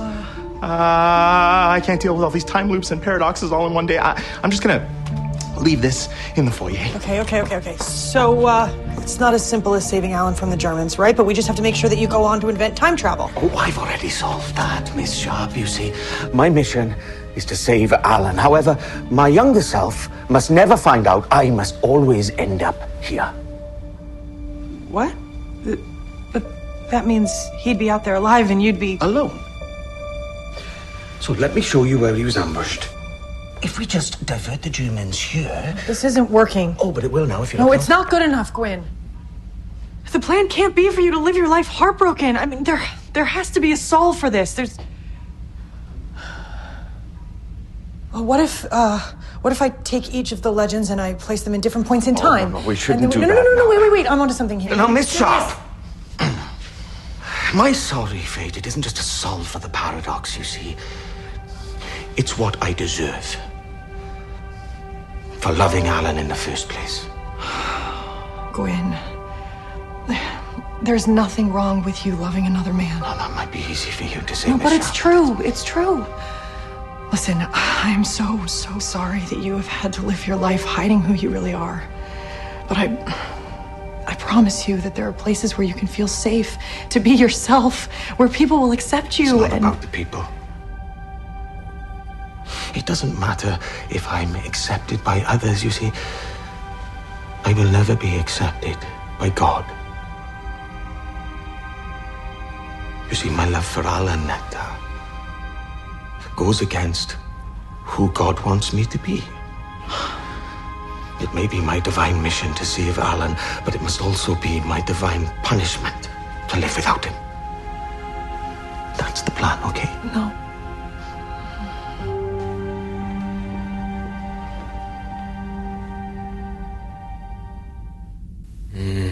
Yeah, see, Gwyn always tugged at the heartstrings. He did, yeah. Now he's I enjoyed Matt Ryan playing the character because, I never, kept thinking, this is Matt Ryan. Like, I was really invested in the character. So I think they did a great job of differentiating both with his performance, the look. Yeah, they did good. It was good. Mm-hmm. Yeah. Like you compared between what they did with Maya and Charlie, the Gwyn and Constantine was a much bigger effect, I think. It took better. Yeah. Yeah. Okay. One of the ones that I think we probably miss more than anyone else is Captain Cold, Leonard Snart. Yeah. Leonard made a great villain / better anti-hero type. His tempering of Mick changed things for the better. His sacrifice was meaningful and motivating, and the times that we got to see him, whether we picked him out of the time stream or alternate reality, it was always fun getting to see him step back into that role on his own terms. And it was one of those characters that, I really appreciated a lot. And him being back on the show never really downplayed the sacrifice that he made, because he was always from a different time, an earlier time, or a different reality. So it didn't get rid of that sacrifice that he made. So I really like the character a whole lot. Yeah, I'm still sad he was written off as quickly as he was, but I do understand the actor's motivation there. So at least when they did it, it worked well with the story. As we heard, it was an emotional punch. It was not one we were expecting, and they really developed his character. You need to make a TikTok where your plan goes off the rails. So well, in fact, that he still remains one of our favorite characters 6 years later. He was on it for one season. One season. That's it. I know. Isn't that crazy? The funny thing I was going to say, I forgot to mention in my section, is his plan speech is a audio on TikTok. Oh, really? The steps of the plan, make the plan, forget the plan, throw out the plan, that's a TikTok audio. So it's hilarious. Like, I'm sitting there scrolling through and I get to hear Captain Cold. You need to make a TikTok where your plan goes off the rails. Yeah. Captain Cold. Snart still stands as Patty Spivet's numero uno on the show, and for good reason. Wentworth Miller led a masterclass in performance that seemed to amplify once he left Flash to come here. His ending was the most dramatic thing we have ever had happen on the show, at least in my opinion, and that was the Season 1 finale. Whether it was his rocky best friendship with Mick that ended in betrayal, or his almost about to start flirting with Sarah that we all kind of thought, what? Or his constant one-liners from the peanut gallery in the background, the smooth essence of Captain Cold has been missed for many years, and we still talk about him as if it was yesterday. And like you said, Harley, 6 years later, he's still one of the most missed, if not the most missed characters on the show, and out of the entire Arrowverse. Yeah. Yeah. Now, I could have played his ending clip here in this moment, but I found another clip of Snart and Mick.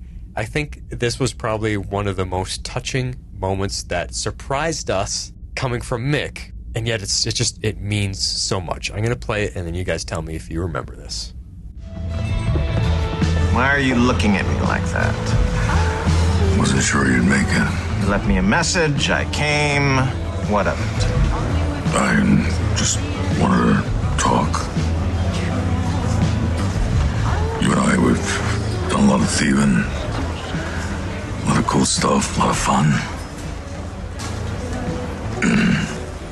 Anyway, I just wanted to make sure I said something important that wasn't left unsaid. Mick, I don't do touchy-feely. If you got something to say, say it. This wasn't a good idea.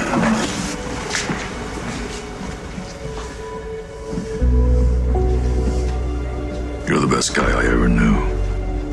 You may not think you're a hero, but you're a hero to me.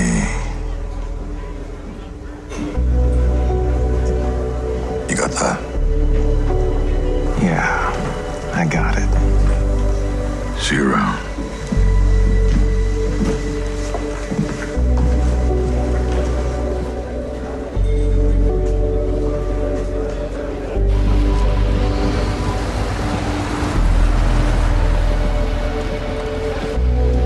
You okay? Fine. So did you tell him? That he killed himself to save our destinies? If it's any consolation, I can always bring you back to this particular time and place. Fine. Just let it be.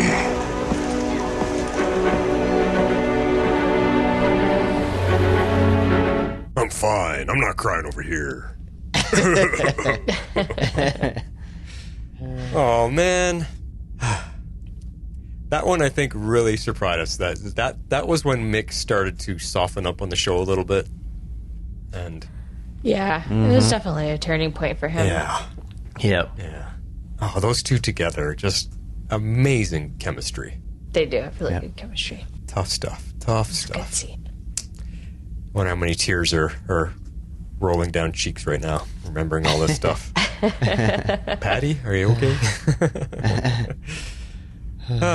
Let's move on to the original captain, Captain Rip Hunter. Yeah, Rip's drive to avenge his family started our team, and he grew a great deal. He learned that Sarah made a better captain than he did, but I will forever be grateful that he started the team and set Gideon on the road to become the Gideon we know now. And, you know, I'm hoping that he can find some happiness and maybe start a new family. I don't know. I like your point about if it wasn't for him, Gideon wouldn't be the Gideon we have now. He really put her on the path to growing into the quote-unquote AI that she is. Yeah, we saw that really clearly in season 7. Yeah. Yes, we did. Yeah. Oh, Rip. I always found myself being kind of a Rip apologist. I would not have hated his return, as many of us really speculated at the time in season 3 that his death was really somehow tied into the time stream and that maybe he could still come back. The same with Captain Cold. I mean, we speculated that for a while, but we knew because of the actor that was less likely that he would ever come back. But I really appreciate that as a character that he brought our team together and that he recognized in the end when the team was better without him. And he sacrificed himself to save the team at the end of the day. I was still hoping he would maybe make a little bit of an appearance after Gideon turned human. I don't know. Timey-wimey mumbo-jumbo. We hoped for it. Oh. I did, because that's I think maybe what I would want for Gideon in season 8 might be to somehow reunite with Rip. I mean, maybe not in like a romantic fashion, but just for them to meet one final time or to get whatever closure to their relationship one final time. For him to know that she's alive now in the flesh. Yeah, exactly. So, though his ending was very poetic, it made sense for the story, and I think, you know, hopefully maybe reunited him with the family he fought so hard to save. So, I always liked Rip's story. Yeah, Rip was the first tough character for me to find a place in my heart for, and I'm not sure he ever really quite got there. I just didn't find Arthur Darville's acting endearing enough to care as I should. And he was a bit of a whiny baby at times, too, and that always annoyed me. I liked his story with Gideon, and I agree with you, Jess. I think that would have been a nice way to tie it off in the end if we knew the ending was coming. You know, because especially that one episode when she's in his head, which we played in one of your clips already, and we see her for the first time in the flesh. That was a special episode that sunk in how important they are to each other. And I said during the seasons, though, that if you guys remember, he was best when he ended up going dark and being a bad guy for a while. That is ultimately what boosted him to being interesting and worthy of being on this show still, because, like I said, he never quite got there to me, and I would rather have just had him leave and not come back. But when he came back as a bad guy, I was like, oh, okay. Now he's fun. Now there's something interesting about him. But I also agree with when this much time has passed, And what you said, Harley, about his family, like he fought so hard to save his family. When you step back and look at that, that actually is a very powerful story. Everything he was doing was to get his family back. And I have to admit, like, it was pretty shocking when Savage took his wife and kid down. Like, that, you don't see that very often. And I just can't imagine the heartache from that. So he does have a pretty powerful backstory. Just really, we do have to kind of owe it to him to kick off our show and our cast and everything. If it wasn't for him coming back in time to get our legends, we never would have had a show about our legends. So I thought it just fitting to honor him back to the very, like, by going back to the very beginning where he first brought our team together, and none of them were quite wanting to join him, but it's his speech that gets them to come on board, which I thought was just wonderfully done, because he said something enough for each character to actually consider it and then decide, yes, we're going to join him. I think he says, meet me in 24 hours at the parking lot or whatever. So I just thought that'd be a good one to wrap everything around Rip's story and kind of tie a neat bow on him. Here's Rip, putting our team together. The name's Rip Hunter. I'm from East London. Oh, and the future. Nice to meet you, Rip. While you were incapacitated, I may have tampered with your weapons. I've assembled you all because I need your help.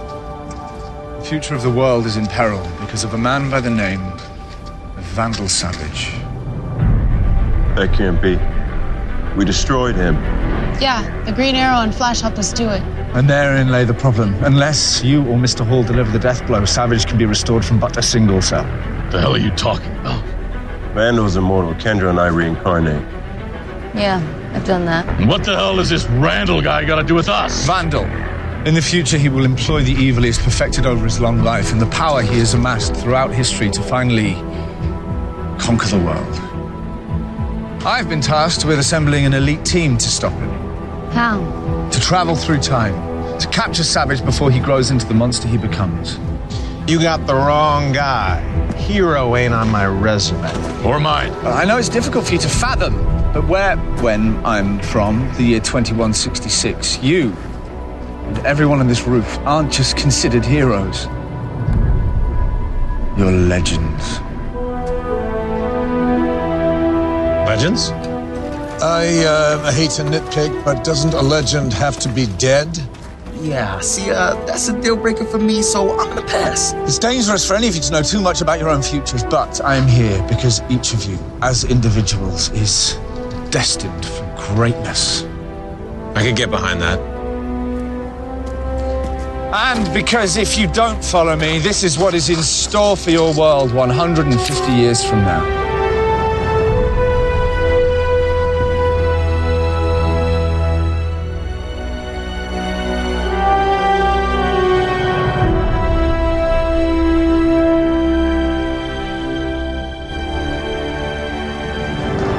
Chosen any time and any place. Of all the people who ever lived, I chose you 8. I certainly hope that you won't let me and the world down.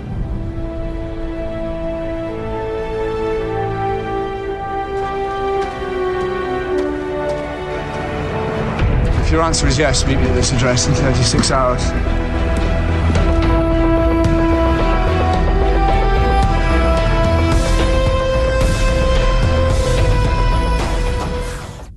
Well, if that isn't bringing everything full circle, that's like the opening 5 minutes of the first premiere episode. Yeah. No, it's good to hear that and remember it. Yeah. Yeah, I should almost have saved that for the very end. How did the show start again? Oh, yeah. Here's how. Back to the beginning. Back to the beginning. Yeah. I think this next character is something we're all going to agree on. Yeah. Let's talk about Dr. Martin Stein. Yeah, so I love Martin and all he had to offer to the team. Oh, I love you too, man. But seeing him grow because of his travels with the Legends, his partnership with Jax was great. I loved seeing him be a dad. That was just amazing. And yes, I probably only second to Harley am very, bitter that they killed him off, because the man is a great actor, and I would have loved to see him more on this show. But why do they have to kill him off? Yes, I am definitely still bitter, and anyone who has ever listened to this podcast knows how I feel about Martin Stein. I loved that character. He was such a good character. I loved him. He was super smart. He had all the fun science. I loved his relationship with Jax. Like, that was awesome. And killing him was literally pointless. They could have given him a happy ending and an opening to return in later seasons. The actor was willing to do it. He just needed a little bit of an out so he could go do his thing on Broadway. But no, I mean, they set up his character to retire, to enjoy his life. But instead, they have this stupid crossover where they kill him for the drama. I'm still mad about it. Years later. You're not hanging on to that still after all this time, are you? Not at all.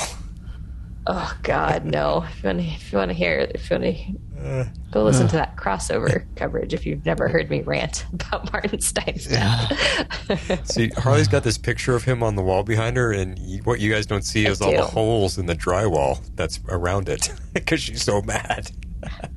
Well, I'm not going to ruin his picture. Well, you said it. They went for the dramatic effect of a death instead of a happy ending. I mean, it worked. It was emotional as hell. It did. And it sunk in how important he is to this show. But that doesn't mean it was the right choice. I don't think there's a fan out there that is happy with how they ended his story. Anyway, Mr. Stein was something of a diamond in the rough they discovered on The Flash when he made his debut there. And I was instantly taken in by his character. I know Victor Garber well from so many things, but my first show with him was Alias, the super spy thriller with Jennifer Garner, that is still one of the best TV shows out there, and he played her dad, who you couldn't always be sure could be trusted with his hidden agendas. Stein was, in essence, the heart of the first couple seasons. He had the morality and the compassion that other characters lacked, and it kept this show from being too full of just heroes and villains. He was the glue between them. So when he left, the Waverider lost a lot of that heart, and the show did change for a bit without him in how everyone started behaving. The fact that he is still missed and talked about is a testament to how strong a character he was, and I would love to see another time jump visit to go see him. And let's not forget Lily, his daughter. She's not on the list, but she was amazing, and she was so cute and so irresistible and just so good for him, for his character on the show as well. Mm-hmm. Yeah. Oh, yeah. I loved Lily. Could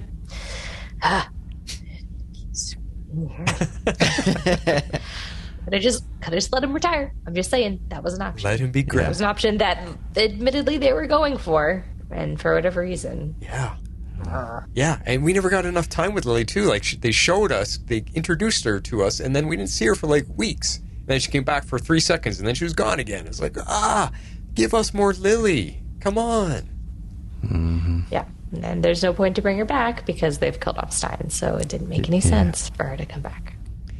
Anyways. There was that one episode where we went back in time to see an older version of Stein, and Jax had to fill him in on what was happening. Remember, he gave him that letter, and Stein refused to open it, and then he did eventually open it and protect him. Like, they could have found a loop somehow to save him, but they just didn't. Yep.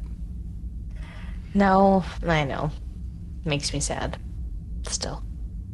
But he was a great character. I love that character. Mm-hmm. So, we've got Stein and Jax back to back here, and there was some really powerful moments between the two characters when a couple times they've had to say goodbye to each other. So this first one is one of those times when Stein was thinking he was doing the right thing by taking off on the time ship, and Jax didn't want him to go. So we're going to play that one first, and then we're going to talk about Jax, and I got another scene for the end of that discussion. So here's the first clip. What's the head that's gonna fix me? Well, nothing inside the jump ship, Jefferson, but rather the craft itself. You see, this ship is pre-programmed to return to 2016. I've made some additional adjustments according to the theory of quantum retrocausality. And if my math is correct, the trip through the time stream should reverse your condition. No. I'm not leaving you or the team. Which is why I'm not giving you a choice. What did you do? I've administered a mild sedative. You roofied me again? When I tricked you onto this ship the first time, I was only thinking of myself. Now I'm thinking of you.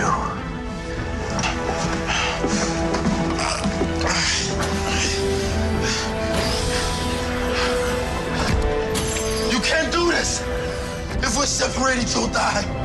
I've already lived my life, Jefferson. Now you must live yours. Give my love to Clarissa. Tell her I'm sorry. She deserved a proper goodbye. Gray, no! No!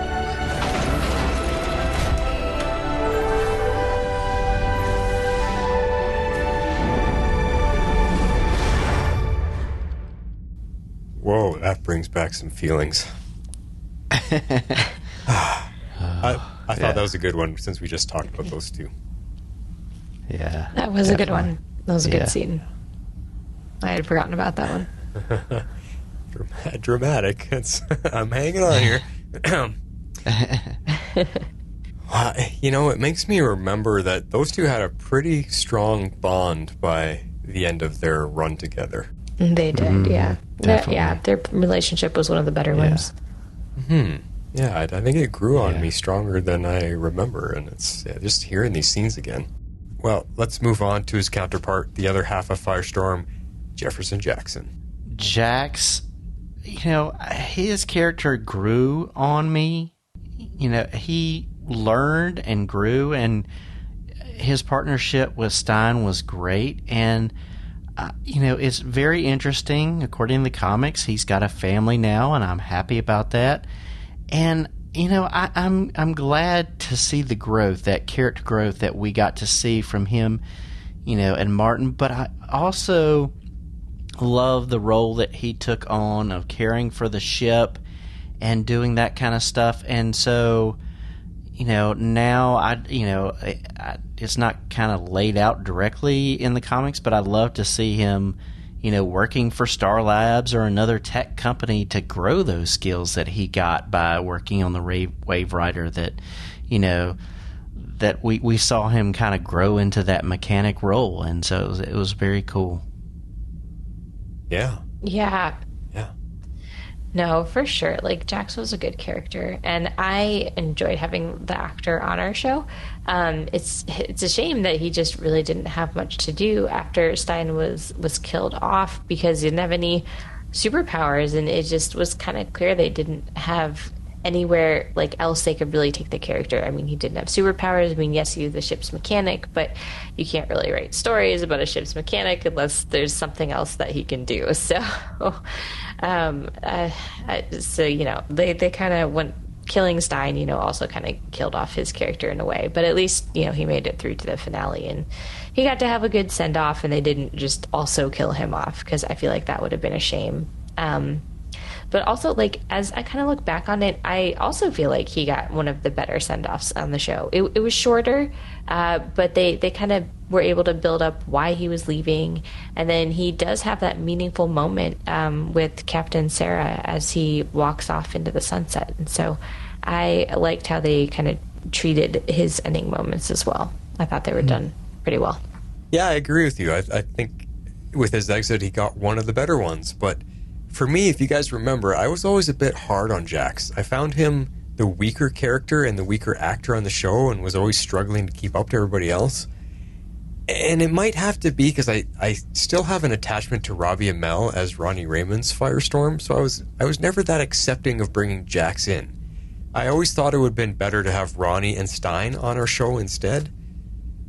But I think the best story and performance for Jax will always be the one when he went back in time when there was still slavery and he had to deal with seeing it, what it was like firsthand, and try not to interfere, but he just couldn't, and he ends up helping a lot of people out. And if there was ever a storyline that I would agree with altering history to make life better for people, it was that one.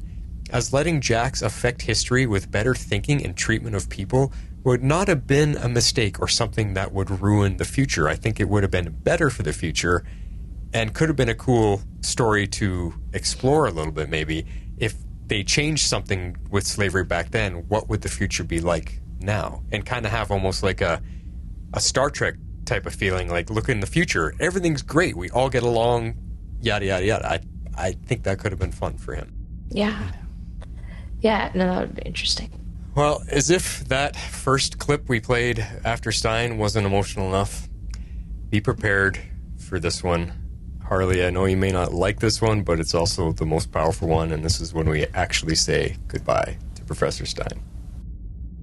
Here we go. What? Jefferson? Jefferson.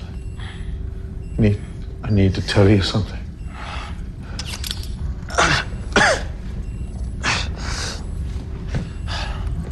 Well, talk fast. Because unless you're sedated, Gideon can't do a thing. Patch back up. Can't you see that I'm dying? What are you talking about, man? I'm old, Jefferson. And even if I haven't been shot, no one lives forever. Great. I don't even want to hear you talking like that, man. As long as we're connected, nothing more than an anchor around your neck. Which is why you must help me. I don't understand. Not Cisco's drug. Gideon resynthesized the liquid. She assures me it will free you from my body's biology. And it will free you of mine. I'm the only thing that's keeping you alive, man. You're asking me to kill you, Gray? I'm asking you to let me die so that you may live. Please hand me the vial. Oh. I know you think you're strong enough for both of us, but unless I do this, we'll both die. Then we'll both die. I don't... No. You have your whole life ahead of you. But now it's time for you to let me go. I'm not ready for you to go. I'm not either. But when you think about it, compared to the cosmos, one's life is just but a blink of an eye. Really? You're gonna lecture me about astrophysics right now? Please don't do this to me. I can't do this. You once told me that I was like your father, and I said you were my son. How could a father do anything less?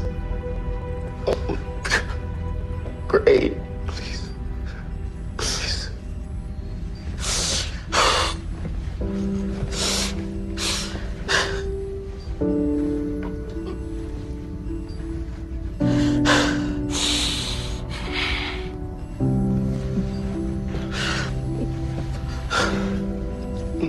Thank you, Jefferson.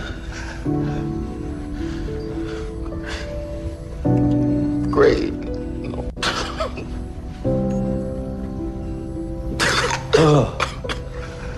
Stay with me, please. I'd prefer not to be alone. Yeah. Please tell Clarissa and Lily that I love them. I promise. Thank you, Jefferson, for the adventure of a lifetime. I hope your life is long and full of love, just as mine.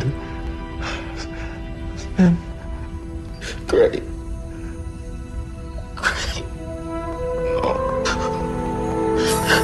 Oh, no.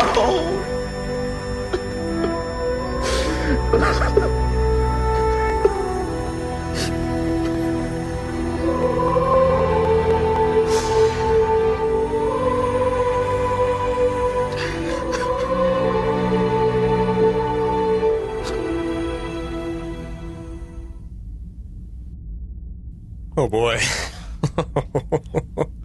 That got my eyes watering. Possibly my least favorite scene of the entire series. But you can't shy away from the emotion of that one, the impact of that one. Holy cow. I mean, Garber knocked it out of the park. So. As always. Yeah, he totally did. Let's go to Adam. Ray Palmer. Yeah, I loved Geeky Science Ray. He and Nate's friendship is so important to the show. And I just love the two of them being the bros that they were to each other and encouraging each other. It was so good. And like I said earlier in the comic, he and Nora are pregnant, and I'm glad he's finding this work-family balance. And but I really appreciated him being that hero and that geeky science guy. And so I'll leave the rest to y'all. But yeah, I appreciated him as Geeky Ray. Oh, Ray. Oh, I had some real ups and downs with his character. I'm with you, Jeff. I loved his introduction as he was kind of like semi-serious, geeky scientist, especially coming right off of his Arrow arc. And that really made a lot of sense. I really did not love his evolution to the happy-go-lucky Boy Scout that they turned him into. I especially hated the bro season with him and Nate. That was just way too much for me. And it may have been more than one season now that I'm thinking back on it. But I completely disagree with the writers' decisions to write him and Nora off the show. I hated that. I hated that for the actors. I hated the way it was handled. But I do like that at least they were given that happy ending and they were given that chance for the future. They weren't just unceremoniously killed off like other characters. So I do appreciate that they gave them their version of a happy ending. And so I'm glad to hear that they're doing well, that they're having a baby. So that's always good to hear. I like this. I love those characters. Well, those of you that have heard our Patreon bonus content, I believe one of the questions we got was, which of the characters do we most relate to? And I believe Ray was the standout one for me. So he's definitely up there. Because if it wasn't for another certain tech whiz on the show, which we're going to get to soon, he probably lands as one of my favorite characters of this show. At least in the top 3. For sure in the top 3. He came from a much darker side of things on Arrow when we find out his reasons for creating the Atom suit. Losing his wife to gang violence, and he had to watch, because he was hurt and he couldn't get to her, he couldn't save her. That is just gut-wrenching when you think about it. So he probably has one of the best backstories of all of them that led to him being a hero. So when it comes to Legends, even that reasoning was so powerful and emotional. He thought he was a nobody. Nobody remembers him. He has no effect on the future, despite all his tech know-how. Now that's a pretty strong argument to be a legend, as it gives him the one chance to make something of himself and to be remembered by. I loved all of it.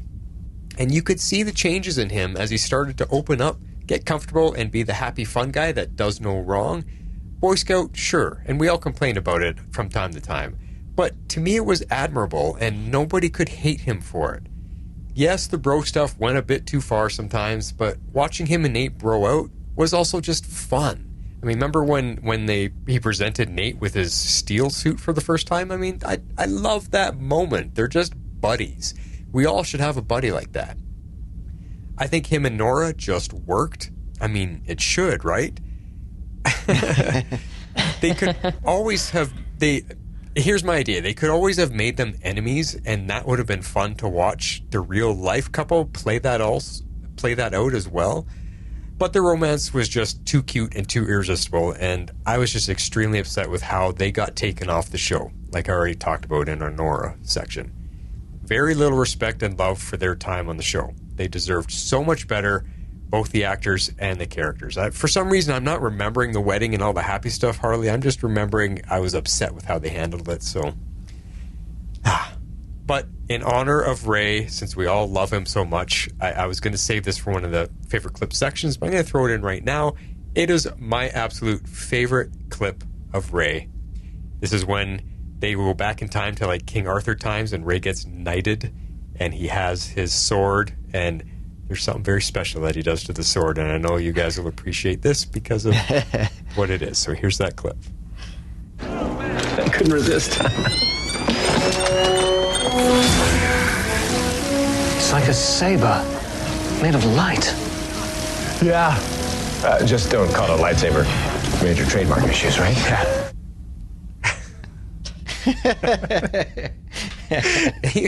he was so proud and so nerding out in that moment. And that's the stuff that I loved Ray for. Yeah. So moving on to Zari. I'm going to open this up before we even start talking about her. I just want to play a clip from one of the songs that she sang. So here we go.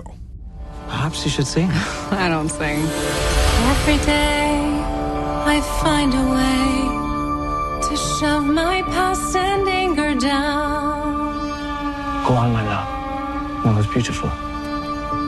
My humor's dry, I never cry. If I start, I'd surely drown. When I'm on my own, I can't help wanting something more. Today, instead of closing off, I'm opening a door. Now I'm tossing sense aside and I surrender to the fantasy and pleasure. I surrender to my happy ever after. Won't deny it. Do you have a ring? I'll try it. I surrender. In the morning, we should go ask the parson to marry us. A Christian wedding for a Muslim woman and a Hindu man. Let's not think with our heads, but feel with our hearts.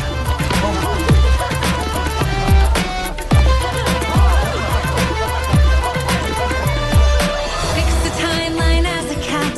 Saved a cowboy, kept his hat. Took Salem's breath away. Got stuck reliving the same day. Through it all, I kept my cool. Never thought I'd play the fool. Now I've surrendered to you. It's time for me to say I do. I do? What are you talking about?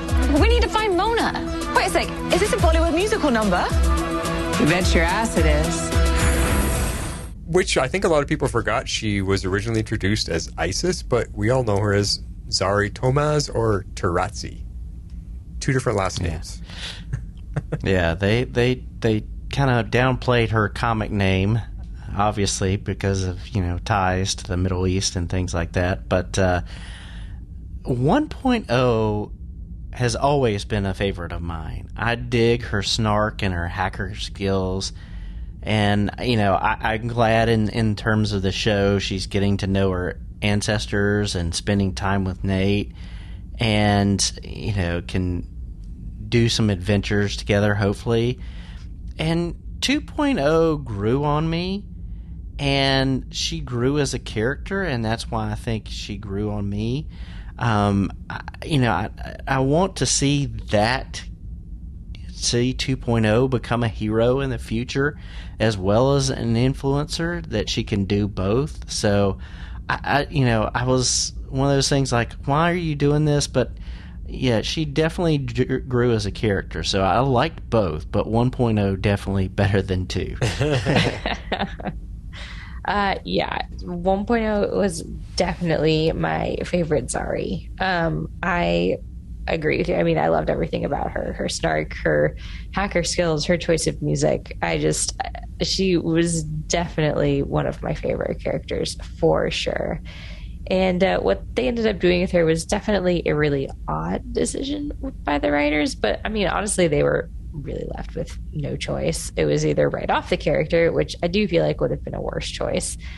So I'm glad that they decided to kind of commit to the trajectory that they took with the show, because I mean, in season 4 they had to completely change her character. I mean, everything about the events completely changes her character and completely changes her past, and so they had to do that. I mean, they had to commit, they had to go for it, and I'm glad that they did that, even though I preferred the original version. But I'm glad that we still got to keep a version of her, and that also meant we still got to see the quote original version from time to time. So I'm glad that they ended up toning her down, that Zari Tarazzi, Zari 2.0, she eventually finds her way, and she learns how to kind of be more of herself. And I really did enjoy getting to explore her character as well, and getting to know her, even if Zari Tomaz was definitely one of my favorites for sure. Yes. Here we have it. My number one favorite character and actor on the show, Tala Ash. Zari 1.0 was just magic the moment she came on board. Her story, her character, everything about her was brilliant, and we got to watch her go through so many changes as she came to terms with not being able to save her brother originally. Her snark is priceless, her humor spot on, and her expressions, man, she knew how to make me laugh, how to make me smile, and just appreciate everything she does. Zari had such great moments with every single cast member as well. You remember her buddying up with Mick? So fun. She's simply the best. And you think you're angry at Stein's loss, Harley? Not what they did to Zari, right up there with that. Again, going for the emotional punch of shock and awe, which made no sense for her story. Because at the time they ended her, she wasn't in any situation that called for it. Her story hadn't written itself into a corner. They hadn't tired her out. There was just no rhyme or reason to write her off, and I'm still boggled at it. And then replacing her with Behrad, expecting us to accept him as such, is just the most confusing decision the show ever made. One of the best episodes ever on Legends was when she was alone, stuck in a time loop, and the whole episode was all about her. Man, did I love that episode. You would think that a solo show based on one character was going to be boring or going to be too much or whatever. It was none of that. It was absolutely brilliant and so much fun, and she nailed it, and it made us love her even more. Now, 2.0 Zari was tough at first, as she played up one of my absolute least favorite types of personalities in life, that whole Valley Girl diva hooked on social media type. I don't even know how to describe it. I'm almost bald just thinking about it because of hair loss and how it frustrates me. But that also goes to show you just how great Tala is. She can go from making us love her so much to completely groaning whenever she talks. Now that is acting. But eventually, when they toned her down and grounded her some, she became likable, and quite a lot. And once again, it's all due to Tala. I wasn't really into her new love story with Nate in the end, using that as an excuse to bring her out of the totem. They just didn't write compelling stuff for her, and it's a shame. Like, every time Zari 1.0 came back, it was just a love thing with Nate. They never gave her anything to do, really, so that kind of bugged me. But yeah, the plaid... How do you say it? The plaid-wearing tech girl is the best there is. And I believe it's Carrie that's going to appreciate that. And she is just missed so much. She is. Yep. So now that we've talked about both Zaris, I just felt what better way to finish talking about Zari than to have a clip with the two of them in it where Tala Ash gets to play both halves of herself, and you really get to hear the difference in the two characters, just showcasing the greatness of Tala Ash. So here's that clip. Where are all the old people at? Who are you calling old?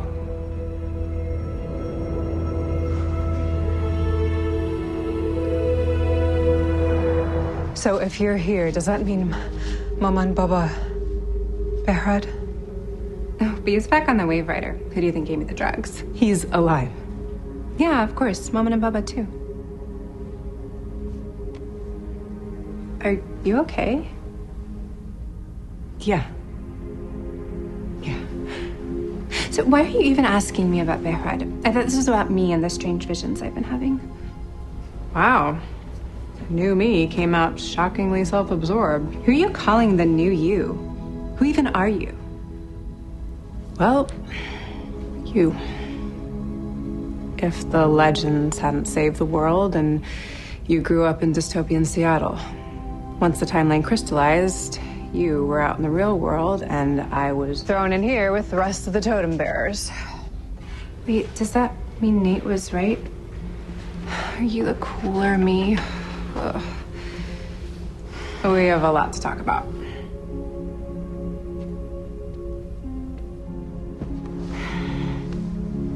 Hey, do carbs count if you eat them in a totem? No.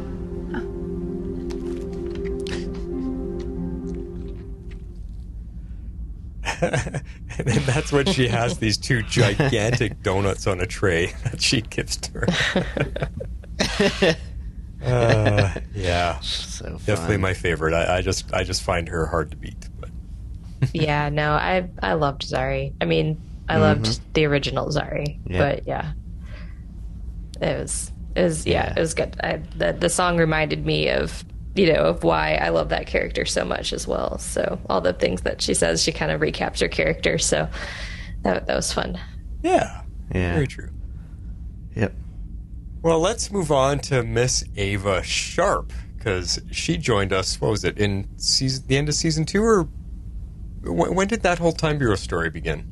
Season 3. Season 3, right. So there you go. Let's talk about Ava. So I've been a fan of Ava since the start. I see... Sorry. I've been a fan of Ava since the start. I see so much of myself in her. We didn't get to understand her at first, but once we found out that she was a clone, it added so much to her story. And I liked her work. If I'm choosing a future for her, I want her working for the new DEO, because I can't see her just sitting back and relaxing. And it also gives the opportunity for her to pull in Sarah every now and then to kind of provide some stability for their family. So I'd like to see her, take a little break, but then continue on. But I've been a fan, so like her a lot. Yeah, it's hard to see her sitting still, isn't it? Yeah. No, I totally agree. There's no way she'll be able to sit still. I like that, her working for the new DEO. That would be super cool. I'd love to see that. And I definitely grew to love Ava. I feel like her character, it was well written, although I honestly would have liked them to explore the clone angle just a little bit more. I always wanted more sci-fi than the show was willing to give in the later seasons, but I do definitely appreciate how her character evolved. I mean, we get her introduction as, I guess at the time, Bureau Director. I guess technically that was Rip, but she does quickly become Director. And then everything with her and Sarah evolves, and that Ava-Lance relationship, it just worked so well. It was so well done. So I don't know. I definitely, Ava, I was not a big fan of her at the very beginning, but I definitely grew to love her as they fleshed out her character for sure. And that's probably why we became so fond of her, is because of the change in her. Like, she came on so strong as this annoying, counter to her team, right? Yeah. Like an antagonist. Because everything Rip had taught her was that the legends were doing it all wrong. They were the chainsaw and she was the scalpel or whatever. That's right. Yeah. Well, Ava is my number 2, and I think you pretty much said it, Jess. For me, I would have to give Ava pretty much the nod as the character with the most growth on the show because of the changes she went through. From her stuck-up business/military attitude beginning to where she got with loving Sarah and leading the team, it was quite the journey for her. Also, like you said, that the clone story is something I always wanted to go back to fill it in, and I'm glad we finally got a lot of it with season 6. To me, it may be the most intriguing character story of the show. A clone that grows to be more human and wants to know its own history. That's sci-fi at its best. I mean, it makes me think of Data on Star Trek. And not just story, but Jess McCallan was sheer perfection as Ava, and sometimes she takes the top spot for me as my favorite, just due to her being so dang entertaining to watch. Jess is amazing. I find her easily the funniest actor on the show. She has great range as well. I like when she got to play all the different clone variants of herself. I mean, that was just so much fun to see every version of that. And I like where they took her in the end. The finding love with Sarah, as it nicely kind of ends her story, giving the character something she never had, and that was real, like a real family, because her whole life was fake. Now she gets to build that, and it just, to me, she's one of the characters that gets a complete story, start to finish. That's true. True. Well, speaking of Ava, let's play a little something of hers. Hey! Look, I know things seem bad, but we're gonna get through this, okay? I'm pregnant. What did you just say? I'm pregnant. What? How? I don't know. You have to ask Gary. Apparently, kissing is like home base for my species. Wait. It's mine? Yeah. What? I'm so sorry I didn't tell you. I didn't think that we were going to get stuck in World War I without my powers. What happened to your powers? My invulnerability, I went to the baby. Okay. Hold on. Up we go. Come on. I can't. Come on. Babe, I can't. Oh, it's too much. Look at me. We just take it one step at a time, okay? And we'll just focus on what we can control. What can we control? We can't control anything. What about, I don't know how we feel about the fact that I knocked you up? Huh? Are you happy? Honey, I am thrilled. Are you kidding me? Come here. Come here. Yeah. Come here. We are going to be the raddest moms ever. Yeah. Yes. Shut the front door. Congratulations! How is this even possible? Alien biology. Just go with it. I hate to interrupt a very joyous and yet very confusing revelation, but I must remind you there is a battle going on. I wanted to use that one kind of based on what you said, Harley, was that about her and Sarah and how well it worked. I mean, this scene just shows the utter strength of the chemistry between these two actresses. It's so believable. You'd swear they were getting married in real life and that was who Katie Lotz was marrying, you know? Like, it's crazy. You would think, yeah. Oh, just amazing stuff between those two. That they are probably one of the best Arrowverse couples. Who else would challenge them?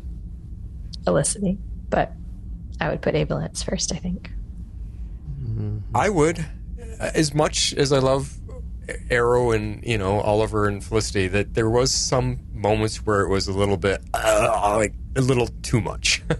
Yes, there were definitely moments. They had to make their relationship, I think their relationship lasted a little longer. And there was a lot of will they, won't they. Yeah. So we never really had that with Sarah and Ava. So no. It was more natural, too. I don't know. Yes. Believable. Very believable. Yeah. Exactly. Oh, such good stuff. Well, let's move on to another fan favorite character, one that, well, I'm sure we're going to talk about it. Heatwave, Mr. Mick Rory. We get to see Mick grow so much during the series, from the crass and rude villain to the lovable rogue and bank robber to novel writer. He changed, and in the comic, we get to see that he and Kayla have settled down, but I still think they're going to have fun adventures with her and the kids and things like that. But I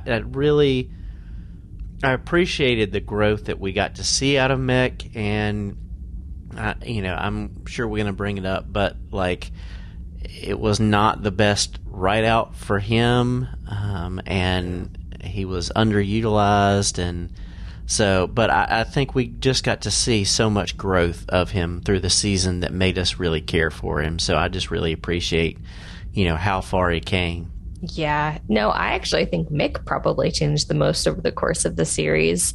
I mean, he's up there. Oh, yeah. Yeah. I mean, he was very skeptical from the beginning. He was only out for himself or his partner.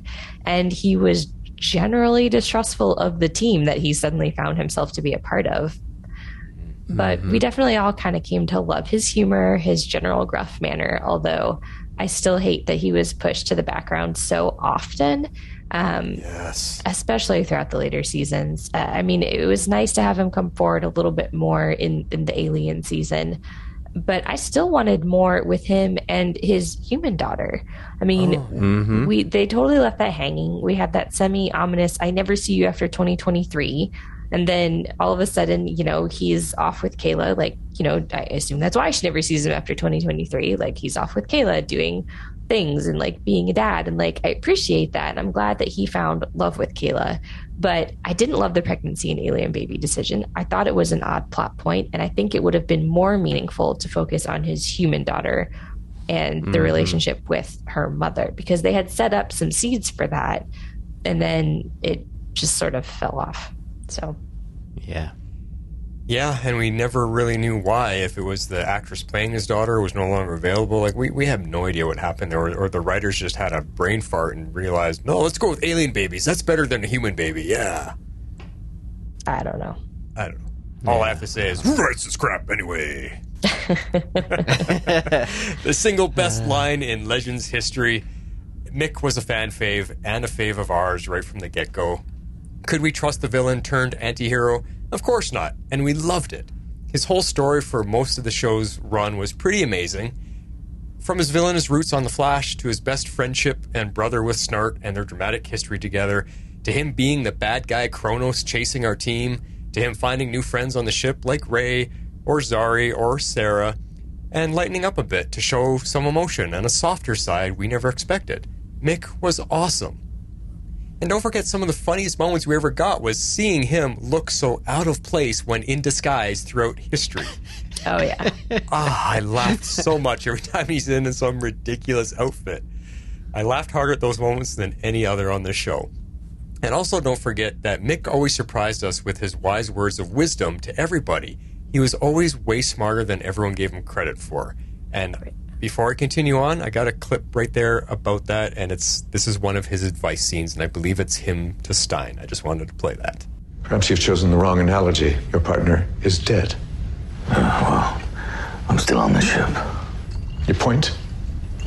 You're not exactly a spring chicken, Professor. Your point! My point is you're not going to be around for too much longer. And Jax has to learn how to do this stuff himself.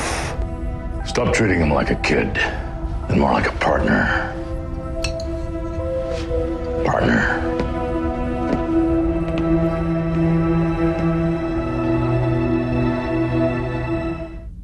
See what I mean? Like, nice. He had those moments quite often, and the team just never acknowledged it.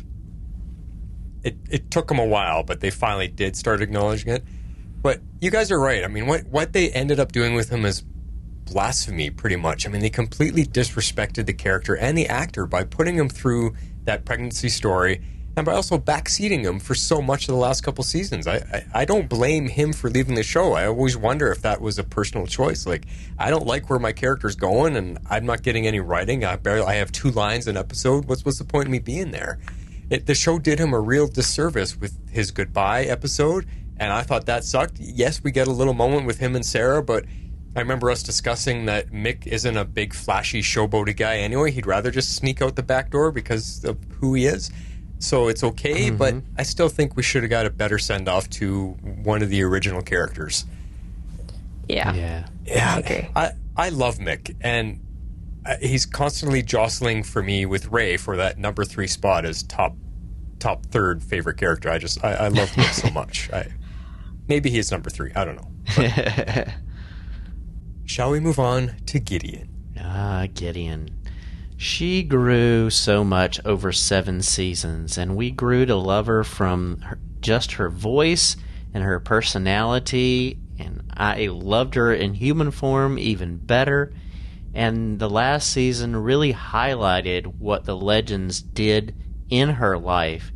And, you know, my hope for the two of them, like I said, would be to see her and Gary shepherd the next generations of Legends. They would be the ones that are kind of like constantly there. She's captain of the ship. They're providing that carryover and being there to pass things on and to be that example, because I think she's earned it after all of her times and all that she's gone through. Yeah. No, I totally agree with that. And yeah, season 7, Gideon was definitely a highlight of the series for me. I'm so glad we got to see her as a full cast member and part of the team. I mean, her story throughout that season is probably one of my favorite character arcs throughout the entire series. Yeah. They only had the one season to work with, but honestly, like, it was just so well done. And of course, I mean, we all loved the snarky, lovable, sometimes homicidal AI version of her. And I mean, I always loved her commentary throughout each of the earlier seasons. And for a while, she was also kind of pushed to the background. And whether it was because of her availability or just how she was not interacting with the team as much and the team wasn't relying on her as much, it was always kind of sad. So I was thrilled when they brought her into existence in season 7 and she was front and center. Yeah. I just can you just imagine how you know, how she reacted. Like, she'd have so many episodes in a row where she's, like, the front and center and everything was focused on her. And then, you know, the writers are like, sorry, Gideon, you're not going to be in these next couple episodes. Ah, bollocks. I'm just imagining is how she reacted, right? But Gideon is our fourth host. We love her here on this show. And what I find amazing about her is that just through her voice, like you were saying, X-Force, Amy Pemberton managed to win us over, making us cherish a computer AI. And that takes a special talent. We've seen her go through a lot, like you guys were saying. And finally getting to the human version of her after how many seasons ago that I said it? Yeah. It would be the best idea for this show. Like, I called it way back, and I'm going to hold claim to that payoff. Season 1, actually. Was it? Did I say it that far back? Yes, because I had to listen to some of our old episodes to try and find a clip that I never found, for the record. But yes, that's how far back you called it. Or asked for it, I should say. See? Man. She was the best part of the final season, and it makes me feel sad that we didn't get it sooner. But it also makes it that much more special as she was honored as she should be, both the actress and the character. She finally got that honor, and I know some of that stuff's coming a little bit later, but she deserved it. She finally got the acknowledgement, the recognition of her being as much part of this cast and crew as any of the actors that we saw in the flesh. I mean, like I said, it was her voice. Her voice was there, whether she was the happy Gideon or the snarky Gideon or the evil Gideon. She carried a lot of the show. And yeah, just absolutely loved it. So I do have a Gideon clip for us to play, and I think this was just one of the fun moments. I can't quite remember, but here it is. Time is killing people. I don't even understand how time can have this power. But I suppose I've never questioned what made a fixed point fixed.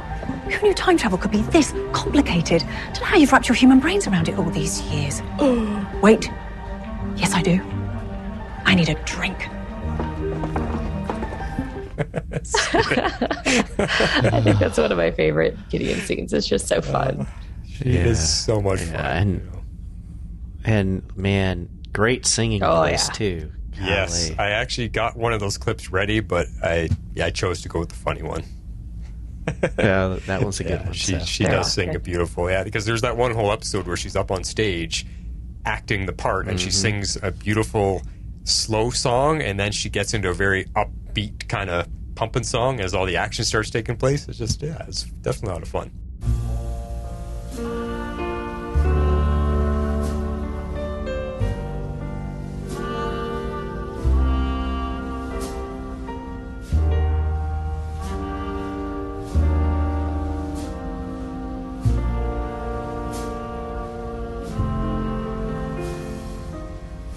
Lately, I've been rung around, tossed and turned about.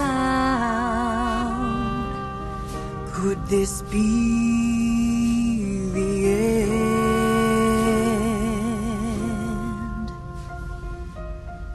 To my genuine surprise, I've met the gaze of those blue eyes. Doll face, are you pretend?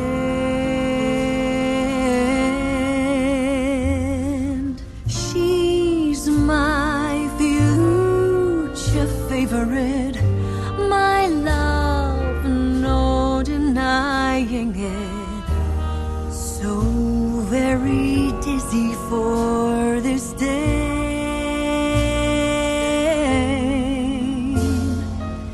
Take me down the boulevard, then round this crazy world of ours.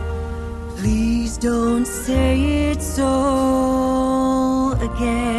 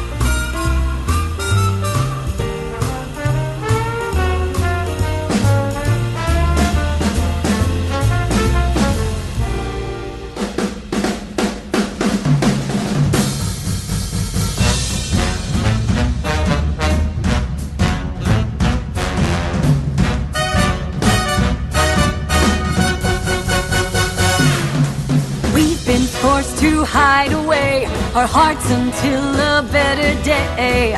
Now we are breaking down the door. Stand clear, Bearcats coming through. My dear, I'm so in love with you. Hotsy-totsy dancer on the floor. She's my future favorite, my love, no denying it. So very dizzy for this dame.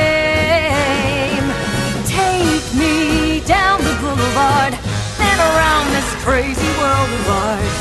Please don't say it's all a game.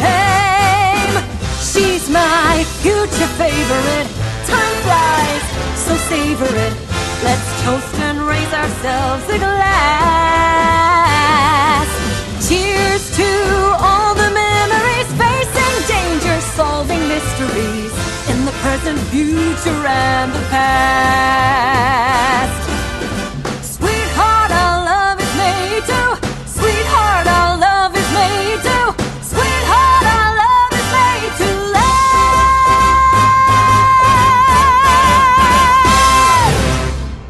That was the inspiration for our 1920s intro to feedback that Dan did for us. I sent him that clip and I said, do something like this.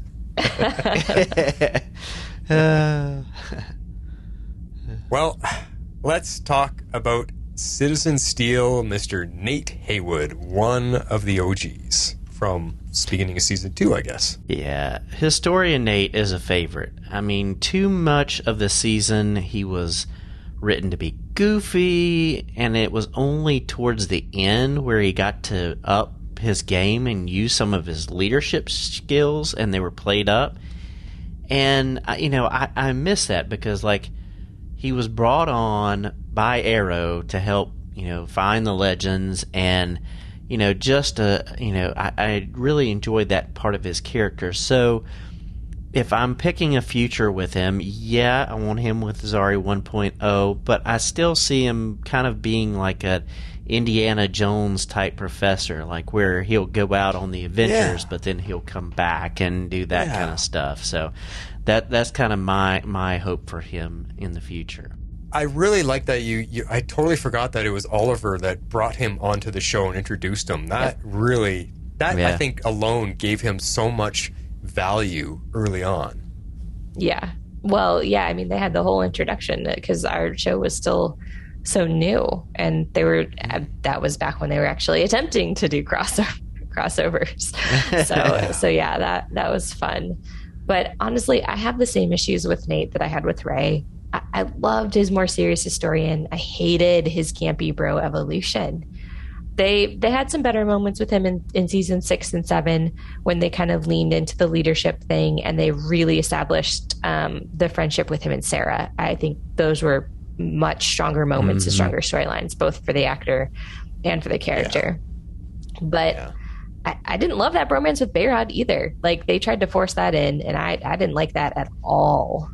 And he was also, like Mick, shoved to the background very often in the middle seasons, or he was shoved into a romance. But I liked the one with Zari. I did feel that one was not as forced, and you could see that they had a future, because the one with the Maya was completely forced. I was like, why did you even bother doing this, knowing that they have no future together?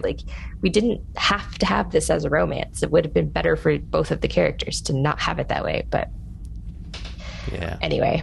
Yeah, Nate was up and down for me, just like Ray was up and down for me. But I liked their beginnings and their endings, I guess.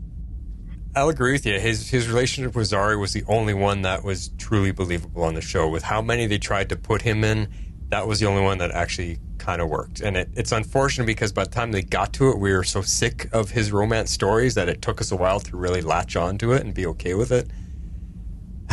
But Nate, I would say, got the worst of the character changes because, as in his writing, just fell off into the vast emptiness of nothing important, like you guys were kind of touching on. He had such value to the team in the beginning, and they could have used that angle all the way through the entire series here.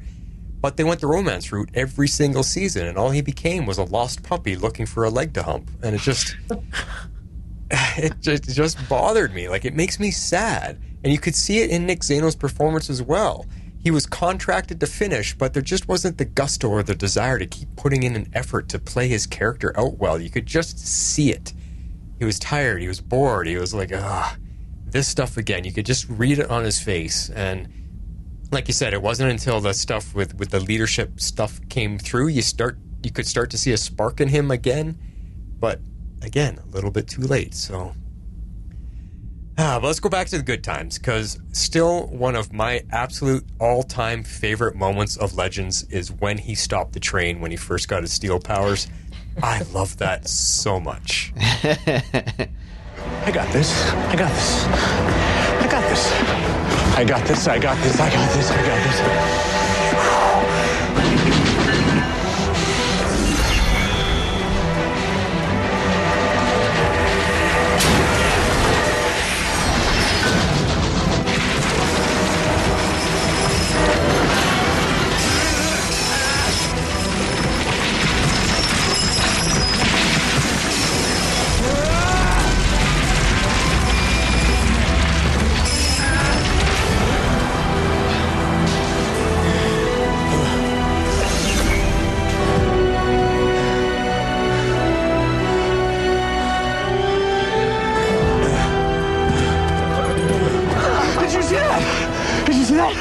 Tell me you saw that. Yo, that was badass, dude. Totally badass.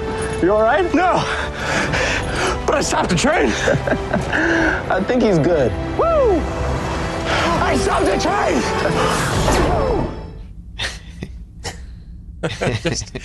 Just his childish excitement and the music that was playing, it was one of those rare epic hero moments that is just so exciting. And I loved it for him, for the actor, for the character. That was when he was still having fun. So yeah, benching him for most of the last couple seasons, when we'd go 5 episodes without even seeing him steel up, was just a waste and a letdown. And it's just so unfortunate that happened, because he was one of the best that we had. And they backseated him to allow new characters like Spooner or Astra to get screen time. And it's like, no, and this is what we've complained about all along. Don't bring in new characters. Look what's happening to our originals that we love. I don't understand why they didn't see that. Oh, but he was the original new character, so. Yeah. Still. Not fair to him. No. Not fair at all. I agree. No.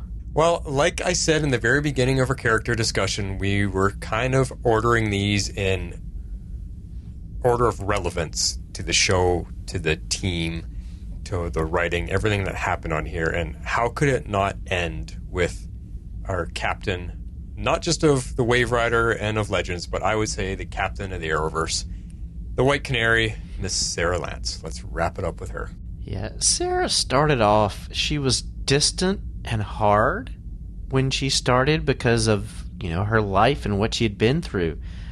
But she grew through the years, and I just, seeing that confidence and that leadership and just who she became was just huge to her changing and just being there and being the captain. It was just huge. And, like I said, after the birth of their child, I like to see her work with Ava at the DEO. And I know she's going to put their family first and not let it bring the family down. So I think, they can find a good balance. But she developed into a strong character, and I just want to see her kind of walk that out in her non-legend years. Yeah, Sarah's another favorite of mine for sure. I go back and forth between Sarah and Zari Tomaz as my 2 favorites. Because we got more of Sarah. So, sometimes, I think she's my favorite. And then other times, I vibe with Zari Tomaz. I feel like more in tune with that character. Mm-hmm. But anyway. Let me guess, the snark. Oh, yeah. Very many things about her. Anyways, But Sarah, I mean, she grew so much throughout the series. I mean, if you go back and watch her throughout season 1 and the beginning of season 2, it is like night and day difference to where she ends up in season 7. It was great to see her step into the leadership role and really learn how to make that her own, and watch as her character evolved and struggled and sort of figured out how to run our merry band of misfits. It was pretty great. Of course, I already said this, but I loved the Ava-Lance relationship and how well written it was throughout the series. It was organic. It made sense for both characters. It strengthened both characters instead of bringing them down. And I think I'm just glad that Sarah gets her happy ending with the person that she loves, because I think after all of the grief that she has gone through, she deserves it. Yeah, that's a good final point about her. And I like that you said their relationship, her and Ava, strengthened both characters. That's a really, really good point to make, because a lot of times shows, well, Nate and Amaya as an example or whatever, a relationship on a show can ruin the characters and just steals from their story, because now you're forced to just tell relationship stuff. But the writing for Sarah and Ava was just so, like, I don't understand. The writers nailed that. What happened to them for all the other relationships, or, you know, some of the other episodes? Like, they just nailed Sarah and Ava. And maybe a lot of that is just that the actors playing it out so well and having a good time with each other. But yeah, it did strengthen the story and really added a lot more to their growth as characters. For sure. Yeah. They wrote Ray and Nora pretty well also. It helped their natural chemistry for obvious reasons, but they were written well also. Yeah, I would give them that. They would probably be the second best couple on the show. Yeah. So I think for Sarah, kind of piggybacking on what you guys were saying, if we look back to her beginnings way back on Arrow and take all of that, everything that she went through, she has changed the most, both in story and performance by Katie Lotz. I mean, Mr. Podcast Overlord, Kevin Batchelder, he'll remember when I used to send in I remember. You remember too?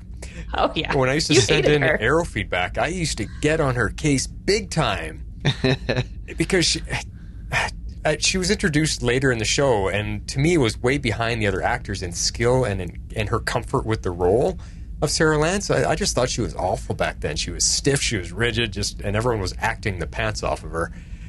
But what a treat to watch her grow so much. I mean, when they first announced that she was going to move into Legends and possibly take the lead of the show and everything, I was like, I don't know about that. But like I said, what a treat to watch her grow. From League of Assassins to Captain of the Waverider, I can't argue it enough now that Sarah Lance is the true successor as leader of the Arrowverse after Oliver Queen. Barry Allen just isn't a leader on his own show, let alone all of the shows. He's not even the leader of his own show, so he cannot lead the Arrowverse. Sarah Lance is, and I think that's due to Katie Lotz, and quite possibly the writing that she got. But what I loved most about Sarah is that she knew each member of her team and knew what they needed to succeed and how to talk to them to inspire them when they were down. That's the signs of a true leader to me, and a true captain. Yeah. Well said. So the clip that I chose for her, I wanted to find something all serious and all, grandiose about her being a great captain, but I just kept coming back to this one. It's one of the last ones we saw of her just getting to open up and have some fun with the character. This is Katie Lotz, I think, at her best, being silly. You guys will remember this one. I put you in charge of the mission and you lied to me. You lied to me. So why you could go party? That's what we should have done. We should have waited for Ray and Nora to come back from their honeymoon and throw one big party. My bad, buddy. Yeah, and guess what? We're well on our way to assembling the loom. But you're right, Sarah. I really should have insisted that we come back to the ship sooner. Yeah. Tybalt draws a sword on Mercutio, but Mercutio turns to steel? What? Well, thanks to you guys and your stupid party, this mission, it's not over. With another swing, Tybalt stabs Mercutio. I am hurt. Why don't you just steal up again, stupid Mercutio? This is the least of our worries. We need to get out there and fix history. What's that? History. Time. We gotta fix time. Un question, le capitaine? What? Are you sloshed? Follow-up question, why is there glitter on your face?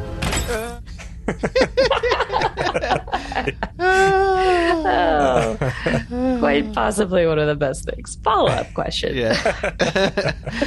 There you go. I told you it was a good moment. That's a great way to send off our captain, I think.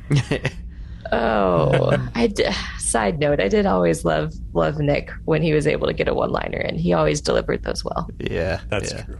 Yeah, that whole scene is just fun. They were having a good time in this season for sure. At the end there. Oh yeah. Are you sloshed? Nope. Well, we've heard lots of clips. We've talked about all the characters. We've heard lots of clips. We're actually going to get into our favorite moments, part 2, where we've got a clip from X-Force and a clip from Harley. This is just 2 scenes that they remembered fondly from the entire series. So we're going to listen to those right now. Shape out and eagle! What you got for us, X-Force? So, kind of going on the Sarah Lance front, we've got one, and it's from a Western episode. So I know it's not one of Flash's favorites, but it's from the episode. Yeah. It's the good, the bad, and the cuddly. But this is Sarah giving a speech, and I just really appreciated it. So let's take a listen. He who shall not be named. Yes. All right. We're facing an army of Romans, Vikings, and pirates. But you know what today is? Today is the day that we prove that Rip did not sacrifice his life in vain. And today is the day that we prove that we are not losers. And today is the day that we earn the name Legends.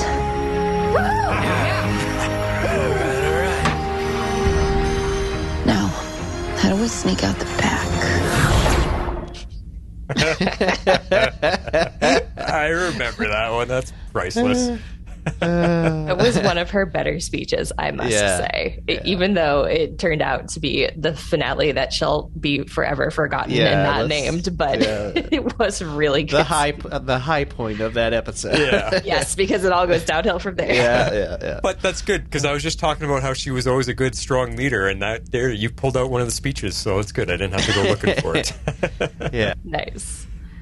Good stuff. Yeah, that was season 3, episode 18. Wow. Indeed. All right, well, we're jumping ahead a full season to season 4, episode 16 for Harley's clip here. Yes, I picked a bit of a tearjerker, and we've actually heard it relatively recently, but it is one of my favorites, kind of looking back on the series as a whole. It's getting late and I can't speak anymore. You're like Captain Lance. I know, except I have had nothing, unfortunately for me. But I chose Nate's death and the reunion with his dad in the season 4 finale. Oh, yeah. Here it is.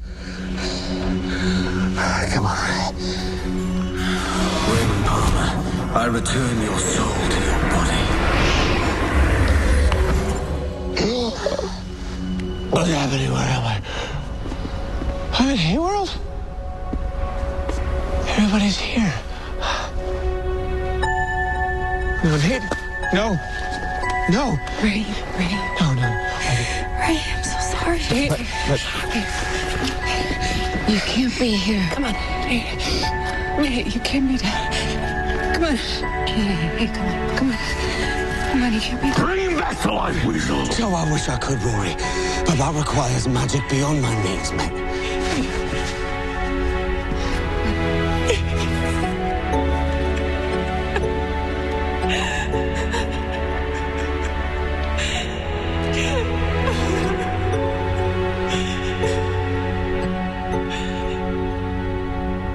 Not a bad show, if you ask me. Dad. Hello, Nate. I missed you so much, Dad. I haven't been far. I guess it sucks. Dying before you're ready, huh? Sure does. Believe me, I went through all the emotions. I mean, anger, worry. I had so many regrets, I almost missed my ticket to the happy place. What changed? I had faith. You're saying there's actually in you, Nate. And I was right to believe that my boy and all his freaky buddies would see this thing through. But you know the only thing missing from that big show of yours? Music. There is a young cowboy who lives on the range. His horse and his cattle are his only companions.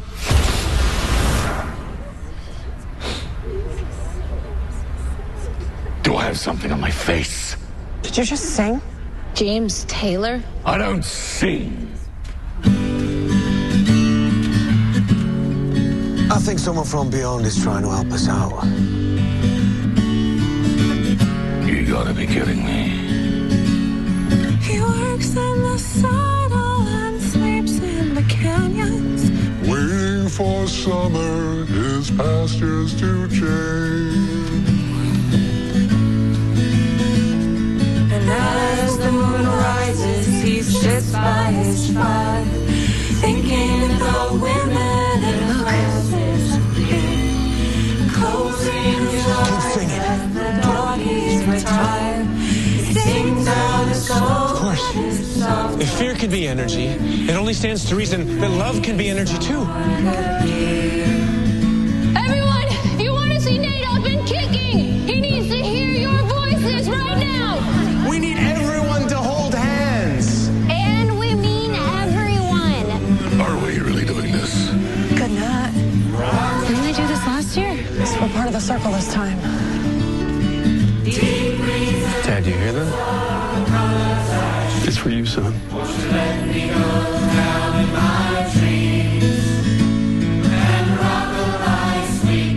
Oh, come on, people! Do you want him to stay dead? Come on, sing!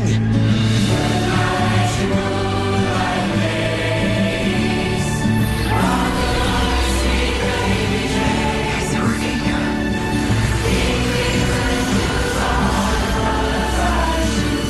I love you, Nate. No.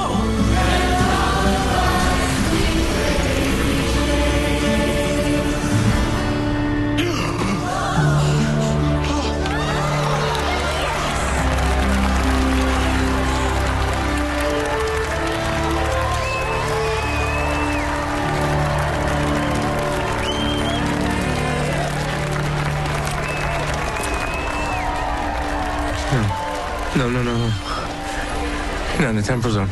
We changed history. We changed everything. I couldn't let you die.